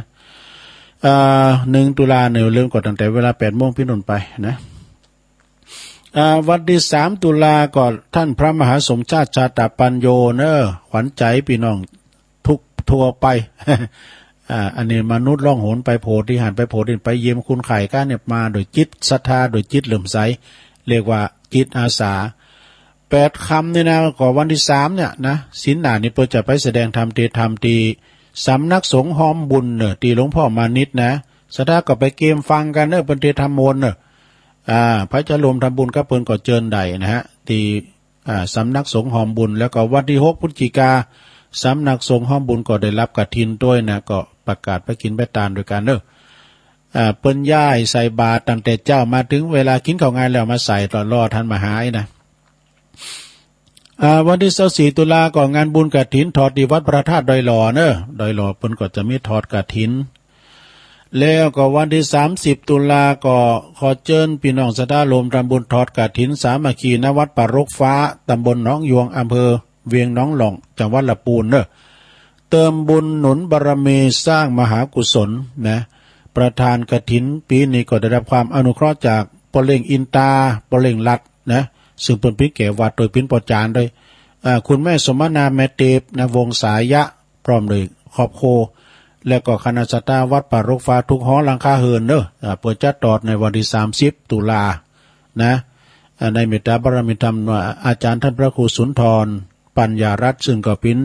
อาจารย์ตุลุงทำตุนหนึ่งนะที่เคารพนับถือ60ผู้ใหญ่แล้วก็วันที่1 ตุลาวันพุธนี่แล้วกันเนาะโครงการธรรมสัญจรบวรร่วมใจก็คณะสงฆ์ตำบลศรีบัวบานนะฮะเปิ้นก็จะมีการจัดงานฟังเทศน์ธรรมสัญจรที่วัดเสาหินเนอะตำบลศรีบัวบานในความรับผิดชอบเจ้าของสถานที่พระอธิการบุญส่งโสภณจิตโตท่านพระอาจารย์เอกพลชุตินทโรมูลโลกนะเวลาก็ 18:00 น. 6 โมงเป็นต้นไปเนอะที่วัดเสาหินนะวันที่1พุกนะเกมโตเนอะแล้วก็วันที่30 ตุลาเนี่ยปลายเดินเปิ้นก็จะมีกฐินที่วัดเสาหินเนอะ30 ตุลานะไปกินไปตานด้วยกัน15 ตุลานี่ก็ขอเชิญรวมทำบุญตอดกฐินที่วัดเจ็ดลินเนอะตอนเจ้าก็9 โมงเนี่ย สืบชะตาหลวงแบบล้านนาประสงค์ทรงปาติโมกข์เก่ารูปเนอะสืบชะตาแล้วก็ตอนบ่ายนั้นเพิ่นก็จะมีการตอดกฐินในเมตตาบารมีตามอาจารย์พระมหาวิษณุจารุธรรมโมเนอะไปกินไปตางกันเนอะอาจารย์ท่านมหาเนี่ยก็โอ้โตเป็นคุณเดียวว่าสวดมนต์ถึงวันซะนะสวดมนต์แล้วก็ออกธรรมะนะนี่เก่า6ถึงวันตุลุงก็ติดตามฟังเพิ่นนะเอางานต่อไปซะนะญาติโยมทั้งหลาย ฝากขังเปิ้นวางตัว วัดพระธาตุดอยน้อยก็จะมีตอดกฐินวันเสาร์ที่15เนอะตุลาวันเสาร์ที่15ตุลาก็ขอเชิญประกาศเชิญชวนมารวมทำบุญกันเนอะตอดกฐินที่วัดพระธาตุดอยน้อยวันที่15ตุลาก็มีการสืบชะตาด้วยนะแล้วก็เจ้าลืมไปที่วัดพระธาตุดอยน้อยก็ที่เชิงบันไดหน้ากันเนาะเพื่อจะมีการตักบาตรเทโวเหมือนกันวันที่11นะก็เขาประกาศเชิญชวนเจ้าปีในน้องสะดานาบุญถึงภาคใต้ภาคเหนือตั้งหลายปีก็ดีก็มาเอาข้าวน้ำโภชนาอาหารเรียกว่าข้าวสารอาหารแห้งเนาะก็มาใส่บาตรกันเริ่มตั้งแต่ 6:00 7:00 เนี่ยเป็นต้นไปนะแล้วจังหวัดจะจัดโต๊ะยายมาก่อนก็ตั้งเก้ามาปลายก่อนตั้งปลายกะนะในเมตตาวันนั้นก็พระสงฆ์108รูปเนอะถึง2ฝั่งปิ้งมาหมดนะที่เชิงดอยเชิงบันไดนาคอย่างกุปีนะครับพระจะมาเปิดห้องตาลน้ำชากาแฟเป็นจุดประโยชน์ก็เจอได้เนอะเมตตาธรรมหลวงพ่อท่านพระครูสุนทรธรรมานุโยคหลวงพ่อใหญ่เปิ้นจะมาปิ้นประธานนะแล้วก็ตั้งปูนรอประโลงการุณแก้วเซงเขาตุบิซิตเขามีอยู่เนาะ น้องสมณะที่วัดพระพุทธบาทตากผ้าโดยเนอะแล้วได้ยินข่าวว่าวัดดอยแก้วเนอะวัดดอยแก้วที่ท่านมหาบินโดยเปิ้นก็จะมีทุกปีนะวัดดอยแก้วหลายตีและวัดประทาดสีจอมทองโดยเนอะเนาะโอ้ประกาศหลายตีแล้วก็วันที่6ตุลาก็งานฉลองทำบุญวันเกิดนะ14พรรษาของท่านพระครูปลัดณัฐพงศ์ทิตวุฒิศิรินะทรงเจ้าเปิ้นก็จะมีการสืบชะตาชมบ่ายก็มีการแห่ผ้าห่มธาตุห่มผ้าประทาแถมนะที่วัดดอนจันทร์ตำบลเวียงกาหลงอำเภอเวียงป่าเป้าวัดบ้านเกิดของอาจารย์พระครูเฮาเนาะอภิวัฒนาวิกรม5พฤศจิกานะอันนี้ข้ามไปเนาะเดี๋ยวก่อนประกาศ ทุกวันที่23ของเดือนก็จังหวัดศาลาตำบลน้ำแพร่อำเภอหางดงจังหวัดเชียงใหม่เปิ้นก็จะมีการทำบุญทักษิณานุปทานอุทิศถวายแด่ครูบาเจ้าอินตากตปุญโญหลวงปู่พระครูพิพิธปุญญาภิรักษ์นะวัดศาลาโดยเมตตาธรรมอาจารย์หลวงพ่อพระครูโชติสุวรรณสอนเปิ้นจะมีทุกวันที่23นะทักษิณาที่วัดศาลาเนาะสถาแฮมหน่อยเดียวเอามันแล้วเนาะวันที่5พฤศจิกาอันนี้เดือนพฤศจิกาแล้วเนี่ยวันที่5พฤศจิกาก็กฐินที่วัดปากทางเจริญวัดปากทางเจริญแล้วก็อาจารย์มหาสมชาตินี่ก็ย้ายมา1พฤศจิกาที่วัดทุ่งโป่งอำเภอเมืองปานจังหวัดลำปาง1พฤศจิกาที่วัดทุ่งโป่งของอาจารย์มหา5พฤศจิกาเหมือนกันทำบุญที่วัดคันธาวาสทุ่งปุยนี่นะวัดของอาจารย์ท่านพระครูสุคนบุญญากรเจ้าคณะตำบลสันติสุขนะเพิ่นจะมีตอดกฐินในวันที่5พฤศจิกานะแล้วก็วันที่4นั้นเพิ่นจะมีการแห่รูปเหมือนของหลวงปู่ทั้งสองด้วยนะจะมีการแห่รูปเหมือนของหลวงปู่เปิ้นหล่อมาละนะหลวงปู่อินโทแล้วก็หลวงปู่คำบุญปัญโยนะแล้วก็ตอดกฐินครั้งนี้ก็เพื่อสร้างสมทบสร้างลานธรรมประดิษฐานองค์หลวงปู่ด้วยนะวันที่4ตุลาคมก็จะไปแห่แต่วันที่5นิ้มเนนะ วันที่6พฤศจิกาก็งานบุญกฐินที่วัดดอยแดนดอยแดนก็คือเพิ่นจะมีการการตอดกฐินตำบลเหล่ายาวในวัดดอยแดนต้องฝ่ายนี่นะพระอธิการสุตตนันชโยนะประธานกฐินปีนี้ก็คุณอัมพาพันธ์แก้วอิ่มพร้อมคณะโดยนะที่วัดดอยแดน6พฤศจิกาก็งานบุญกฐินที่วัดพุทธศรีคิรีตำบลบันแปะอำเภอจอมทองโดยท่านพระอาจารย์วรรณชัยชัยยานันโท พร้อมกับคืนสีขาวก็ดีเพิ่นก็จะไปกันหนักกันหลายวันปีนี้ก็เฮียเล็กนะขึ้นไปปิ้นประธานโดยก็ประกาศเชิญชวนในแม่แก้วเนอะแม่ลิเขาก็ไปพี่น้องทางหอยละหลายตีหลายตั้งแล้วไปปักกันบัวก้าเปิ้นมีฝักหมุนแจกกันด้วยนะกะหล่ำก้าอีกวันที่23และ24นี่ก็ทางวัดโหห่วยตำบลหนองโยงอำเภอเวียงหนองหล่องจังหวัดลำพูนเปิ้นก็จะมีตอดกฐินตอดกฐินแล้วก็ตานวิหารใหม่ด้วย23เนี่ยก็มีการบวงสรวงสวดมนต์ตันเบิกเนตรกันเนี่ยกะนะโกนเข้าทิพย์กันแล้วก็วันที่24นั่นก็เบิกเนตรไขตาพระเจ้าที่วัดโหห่วยตำบลหนองโยงท่านพระอธิการพัทยาประภัสโรนะ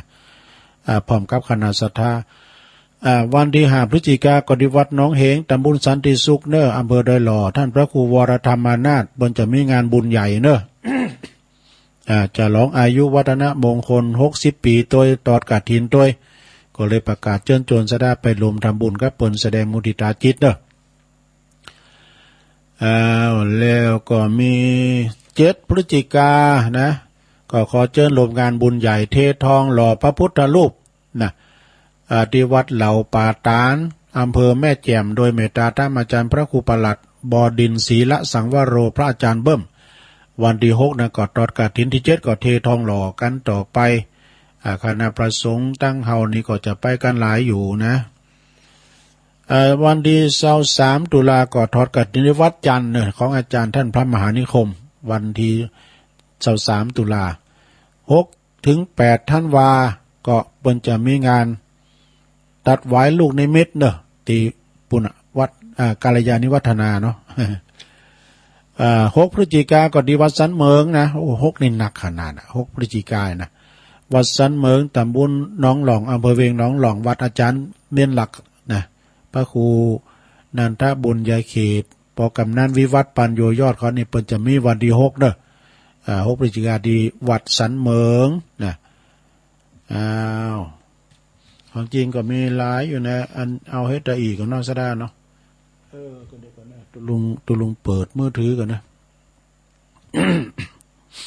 ขอสานงานบุญนี่ก็ความจริงก็มีจะหลายซะนะเพราะว่า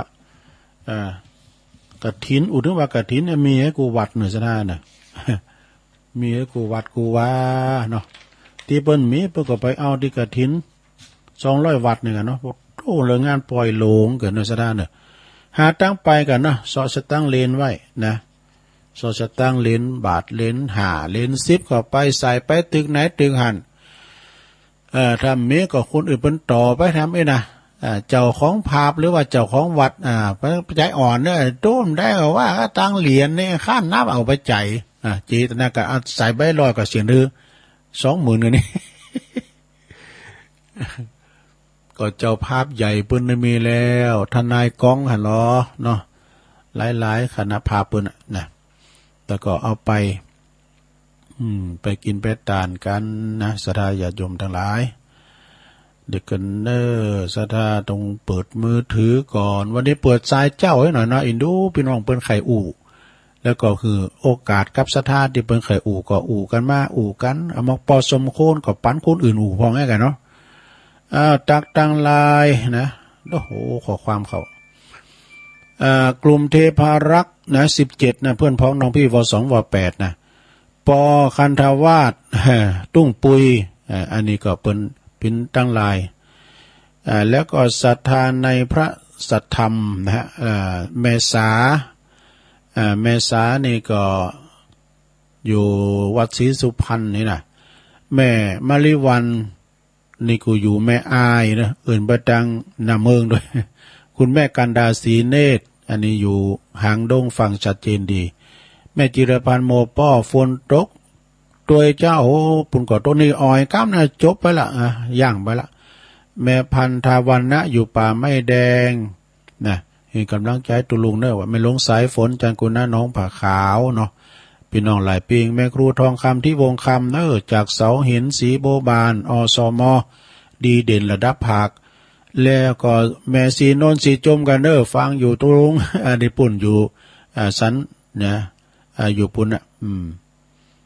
สันตุนโมงนะเจินเล่าตองอันนี้นะโปเลกนาลงกิติวงศ์จากสันตุนมือฟังอยู่นะครับแล้วก็จันพี่นั้นจันด้วยพี่นั้นจันกำนันก็ฟังอยู่บ้านสวนเลยหล่อพี่นั้นผลก็ฟังถึงกำลังใจด้วยนะแม่ชื่นใจไพรวันจากปางน้ำทุดอยสะเก็ดก็ฟังอยู่เจ้าแม่ศิรินทิพย์บุญเลิศจากกทมฟังอยู่แม่จีกันดานีสายยะจากเว้งป่าเป่าโดยแม่น้องสาธุพลงมงคลมูลชีพจากน้องเงิกเนาะฟังอยู่ไวสาครับลุงเพิ่มเก่าโมนดีแม่พลอยมณีจากป่าห่าเนอตำบลเมืองจีแม่ฟังอยู่เนอกับไวสาเจ้าแม่สายพินกัลยาจังซอประจำคืนเนาะกับไวสาเจ้าตัวลุงนี่แล้วพี่น้องตังบกก้างโดยนะนากรนี่น้องล่องหนึ่งนะน้องล่องหนึ่งนิกรชายน้อยคุณอันนี้โยมยุพินหอมอลาพี่น้อยอันนี้เปิ้นฟังจากแม่โยกเนอะฟังอยู่เจ้าค่ะเดี๋ยวแม่ครูธัญญาจากกศนในกลางเวียงเชียงใหม่วัดพระสิงห์โลงเนาะโอ้อาจารย์นิพนธ์ไวสานะครับเนอะอาจารย์นิพนธ์วัดพระธาตุดอยสะเก็ดไวสาค้าฟังอยู่ชมรมสกาย73นี่ว2ว8นะ60ผู้ใหญ่เจ้าธิการวิชาสุจินโนอันนี้เจ้าคณะตำบลโมงหน่อยวัดป่าตาลเนอไหวสาตุปิชาครับเนออื่นไปตังปะคูนิดปะคูสุทัศน์กันเท่าฟังด้วยไอพงบันแซมด้วยแม่แดงอัมพรนะอันนี้เต้นดอกไม้โอ้สายเข่าพอดีจบเจริญพรเจ้าไหวสาเจ้าเอาเลย5 วันผ่านพ้นป่นเดิน12เขาบ่ตกต้องแม่เลยลูกไปอยู่ไหนลูกหักแม่เอ้ยแม่คงได้เลยคิดไว้แล้วเจ้าจะย่มพี่บ้านเอาคิดที่เก่าว่าได้กินข้าวลูกตาลถึงพ้นไปแล้วลูกหลานจักทำบุญตานก็ยังได้เจ้ามีเงินมีทองตีซื้อกินเหล้าเอาตานโคเข่าเนินนายเวรออยู่เน้อลูกหลานตั้งหลายถ้าหากลืมไปเดินเองก็ได้ขอเทวดาอินตาเทพไทยขอจุงส่งไปให้เจ้างานเป็นปัจจัยเอาเทศแทนโคเข่าก็ได้เน้อเจ้าลูกเต่าตั้งหลายจักอยู่สวรรค์นรกอาบายพ่อแม่ของน้ายังรอบุญเจ้าญาติมิตรตั้งหลายลูกหลานตันเต่าแม่รอกินข้าวเลยเจ้าในเฮยเจ้ากำยองวรรณกรรมนะเจ้ากำว่าเหมาะนะเจ้าภาษาไทยแปลว่าอร่อยดีสวยดีงามดีถ้าทะเลาะกันก็เสมอกันเท่ากันนะเจ้าไหวสาเจ้าเหมาะเลยนะทะเลาะกันเลยเนาะเท่ากันเจริญปอนจากไหวสาเจ้าตุลุงโอ้ชัยประการเนาะแม่สีทอนะเจ้าหนองบัววันนี้มาเจ้าเนาะวันนี้เปิดสายเจ้าให้หน่อยชัยประการฟุตโต้ฟังดันพระบาทอุดมเนาะเจ้าพระบาทอุดมเจ้าสัจเจนดีขอบคุณแม่สีทอนเลยสาธุ089-955-6506เจริญปอนเจ้ากลับไว้สาเจ้าลุงแม่สายพี่นะเจ้าขอกลับไว้สาครูบาจังคะบังละอยู่ท่าเอาปอนได้ฟังธรรมะเรื่องแกน12เนาะไม่น้อยผุ่นแตงก้อนหม่อนดีนะเจ้าเดี๋ยวตัวนั้นเห็นหน้านะตุลุงนะเราข้าขออัญเชิญเสภาอารักรักษาเขตห้องวัดวาเจ็ดเจนเป็นเก้าจินแดนตาเจินเทวดาลงมาขอเฝ้าพี่น้องตั้งหลายหญิงใจหนุ่มเฒ่าที่ได้ทำบุญครั้งนี้ที่ได้แต่งมาไข่จากเกาจี้กันกองออกด้วยใจจริงเจินสักใหญ่น้อย4 ตีน 2 ตีนในน้ำบนดินมากันเตอะเจ้ามาหับกุศลผลบุญมาเศร้าในกลางอารามขวังวัดตีป่ออาจารย์เว้นวานแต่ตักเจ๊แต่งมาเชียงหมากไม้ ขอให้พี่น้องเป็นต้องตั้งหลายอยู่สุขสบายข้องกันเนอเจ้าจะว่าไปหลายเนาะสายกูเฝ้าปัญญาในบันนัก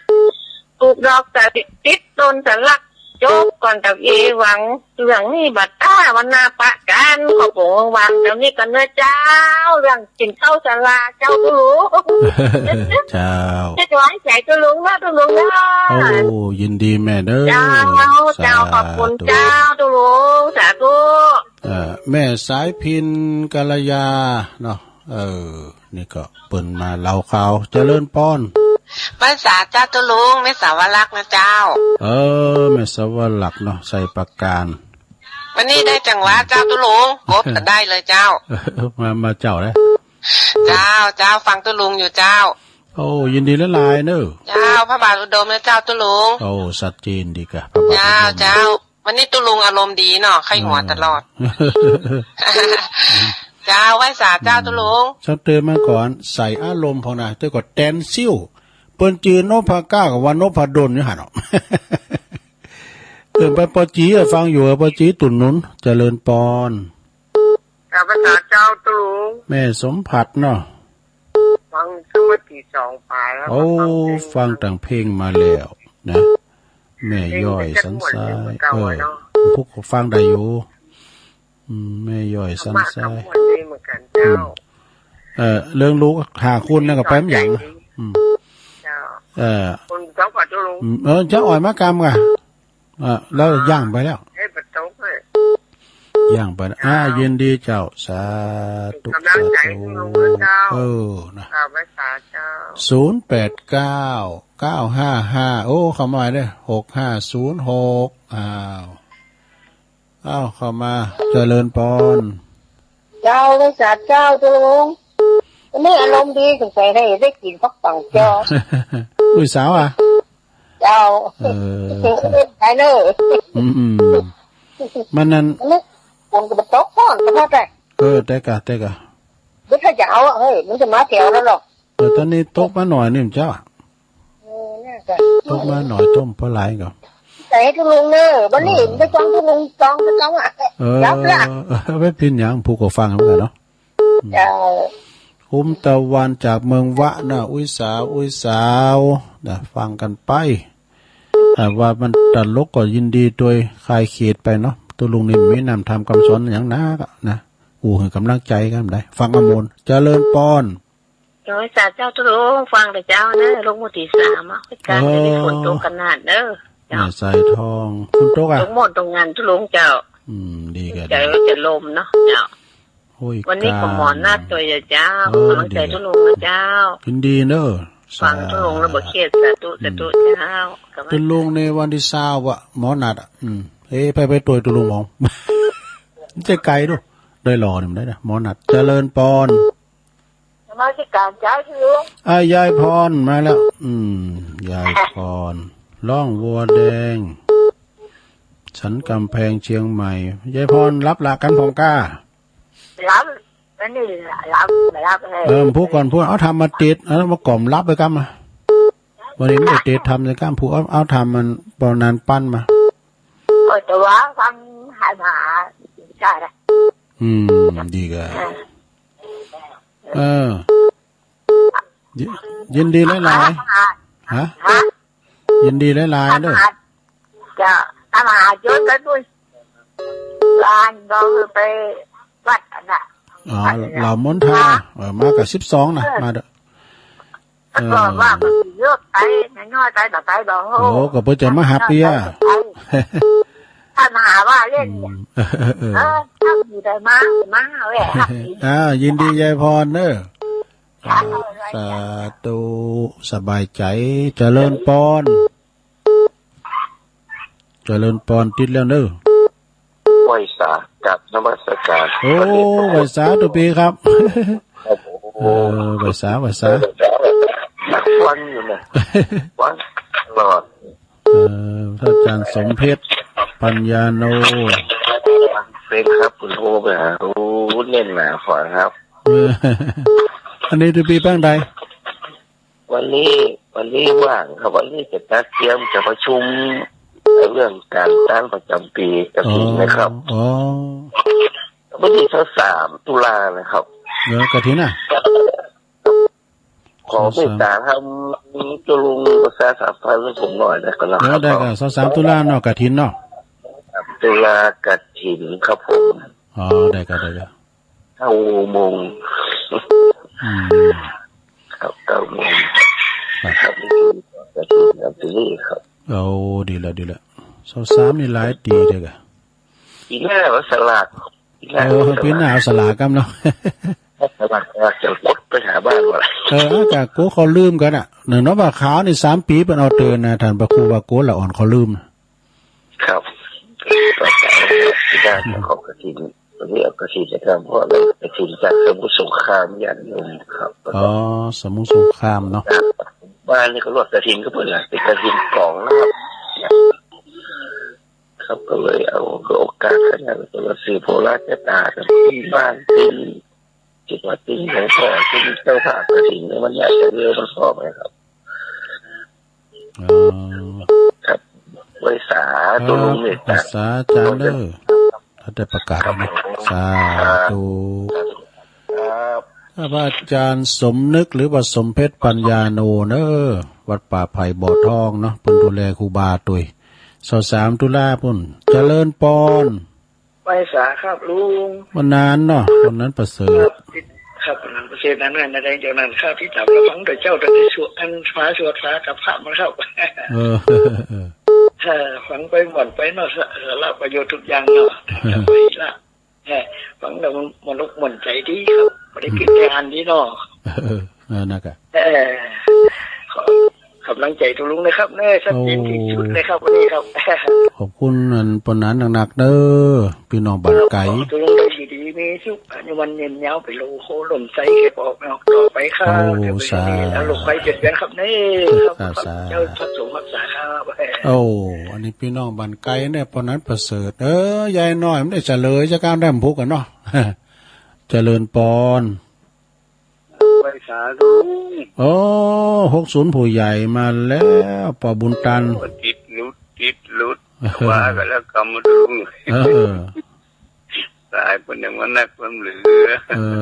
ป่าไล่3 ยอดเนาะไอ้สาธุเน้อสักวันก็เจอกันเนาะถึงพักกันอยู่เนาะขอบคุณหลายๆปอเนาะไม่สาข้ามน้ำปิ้งมันนี่กะเหล่ามนทาเนาะวันที่12เจริญปอนภาษาตโลผมอะไรนั้นเพื่อภาษาจงนานฟังอยู่เด้อปนนั้นอันนั้นมาแล้วครับผมชัดเจนดีเนาะครับผมฝนกำลังตกกำลังอย่างนี้นี่ภาษาเด้อตรงเด้อดีมีสูงนะปอนเด้อจะชาวันนั้นปรากฏติดตามฟังตลอดเด้อเจริญปอนเจ้ากับไว้สาเจ้าตุลูวันนี้มีบุญธรรมนะตื่นขึ้นมากันได้ยินเสียงน้ำเสียงธรรมเด้อแม่สุกแก้วศิลพรสิทธิมโนงหลับปุ่นเด้อตุลูติดกับมือเด้อเจ้ากับไว้สาเด้อตุลูยินดีจัดตู้เจ้าแม่สุกแก้วศิลพรเด้อฟังจากห้วยตองซักเจริญปอนกับไว้สาครับเน้นหลักนิมนต์เลยครับ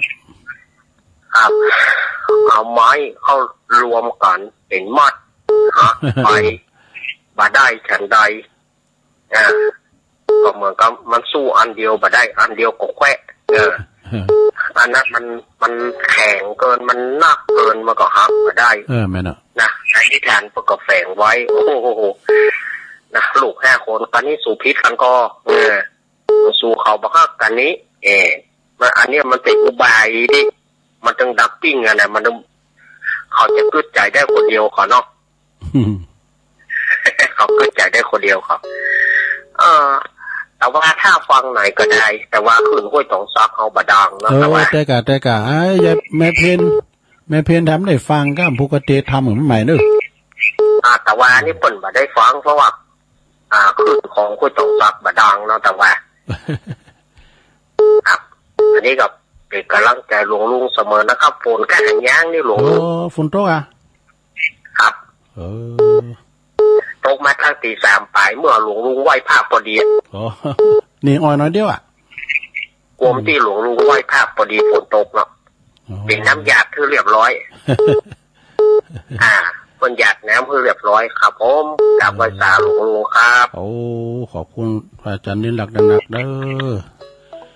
อาจารย์นิรักษ์กดติดตามฟังตลอดเพื่อก็มาสรุปธรรมเหมือนตุลุงตัวเจริญปอนไหวจ้าตุลุงอันนี้โบก้างเนาะคุณเฒ่าโบก้างจ้าคุณโบก้างเก่าวันนี้ได้ยินเนอะนี่นะฟังตุลุงวันนี้ว่าทำได้พูดกันต้องว่าทำง่ายจริงๆช่วงนั้นลุง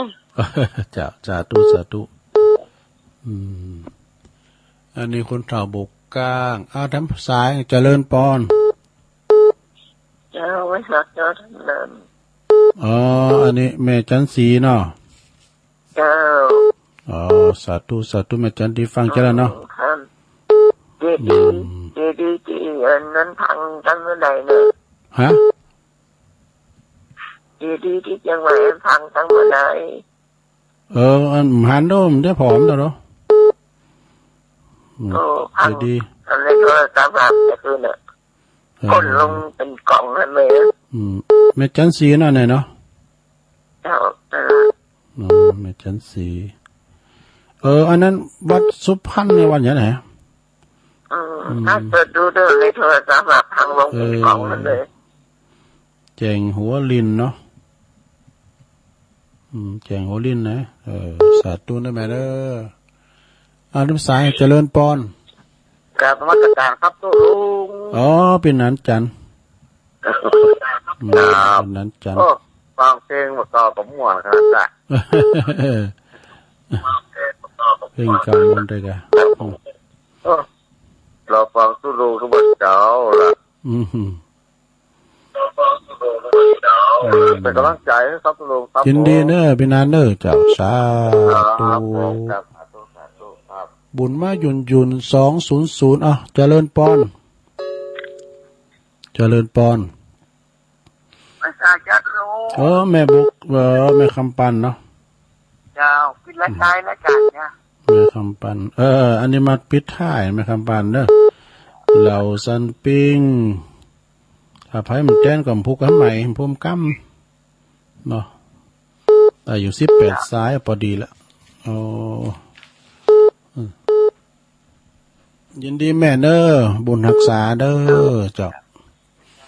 ลุงสุมาเด้อลุงหับได้แล้วก็เดียวก็ฟังรายการวันนี้วันศุกร์ก็ฟังท่านพระครูชลทานพิทักษ์วัดแม่ห้องไคร้แล้วก็ท่านพระอาจารย์ไมตรีขเวสโกมโนลีจากวัดพระพุทธบาทตากผ้าปิ่นลำดับต่อไปยายน้อยกาดนัดเนอมาปิ่นสายแหลกแม่สีทอนหนองบัวชัยปราการแม่สายปิ่นกระยาจังซอแม่สวรักษ์ชัยปราการแม่สมผัดแม่ย่อยสันทรายอุ้ยสาวคุ้มตะวันเมืองวะนะแม่สายทองห่วยการยายพรว่างโวแดงตุปีสมเพชปัญญาโนณวัดป่าไผ่บ่อทอง23ตุลากฐินเวลา9 โมง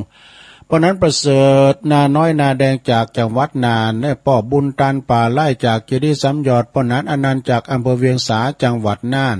แม่สุแก้วศรีลาพรสามเณรเอารักปัญโยนันจากวัดสันเมืองเนอะคุณเฒ่าโบกก้างโดยแม่จันสีแจงหัวรินปินานจันจากน้องเขียด1แล้วก็สุดท้ายเบอร์ที่18ก็คือแม่คำปันเหล่าสันปิงเนาะตัวลุงก็บริหารเวลามาก็พอสมควรเวลาเนาะถ้าว่าไปมันต้อมต้านก็ผู้ก็ฟังแถมเนาะผู้ก็มามีกิจกรรมวันเสาร์ตัวเนาะยกวัดมาบาทฟังรายการตุนอื่นต่อไปตุลุงนำรายการจากราชธาไปก่อนเนอจัตตาโรธรรมาวาตันติอายุวันโนสุขังปลัง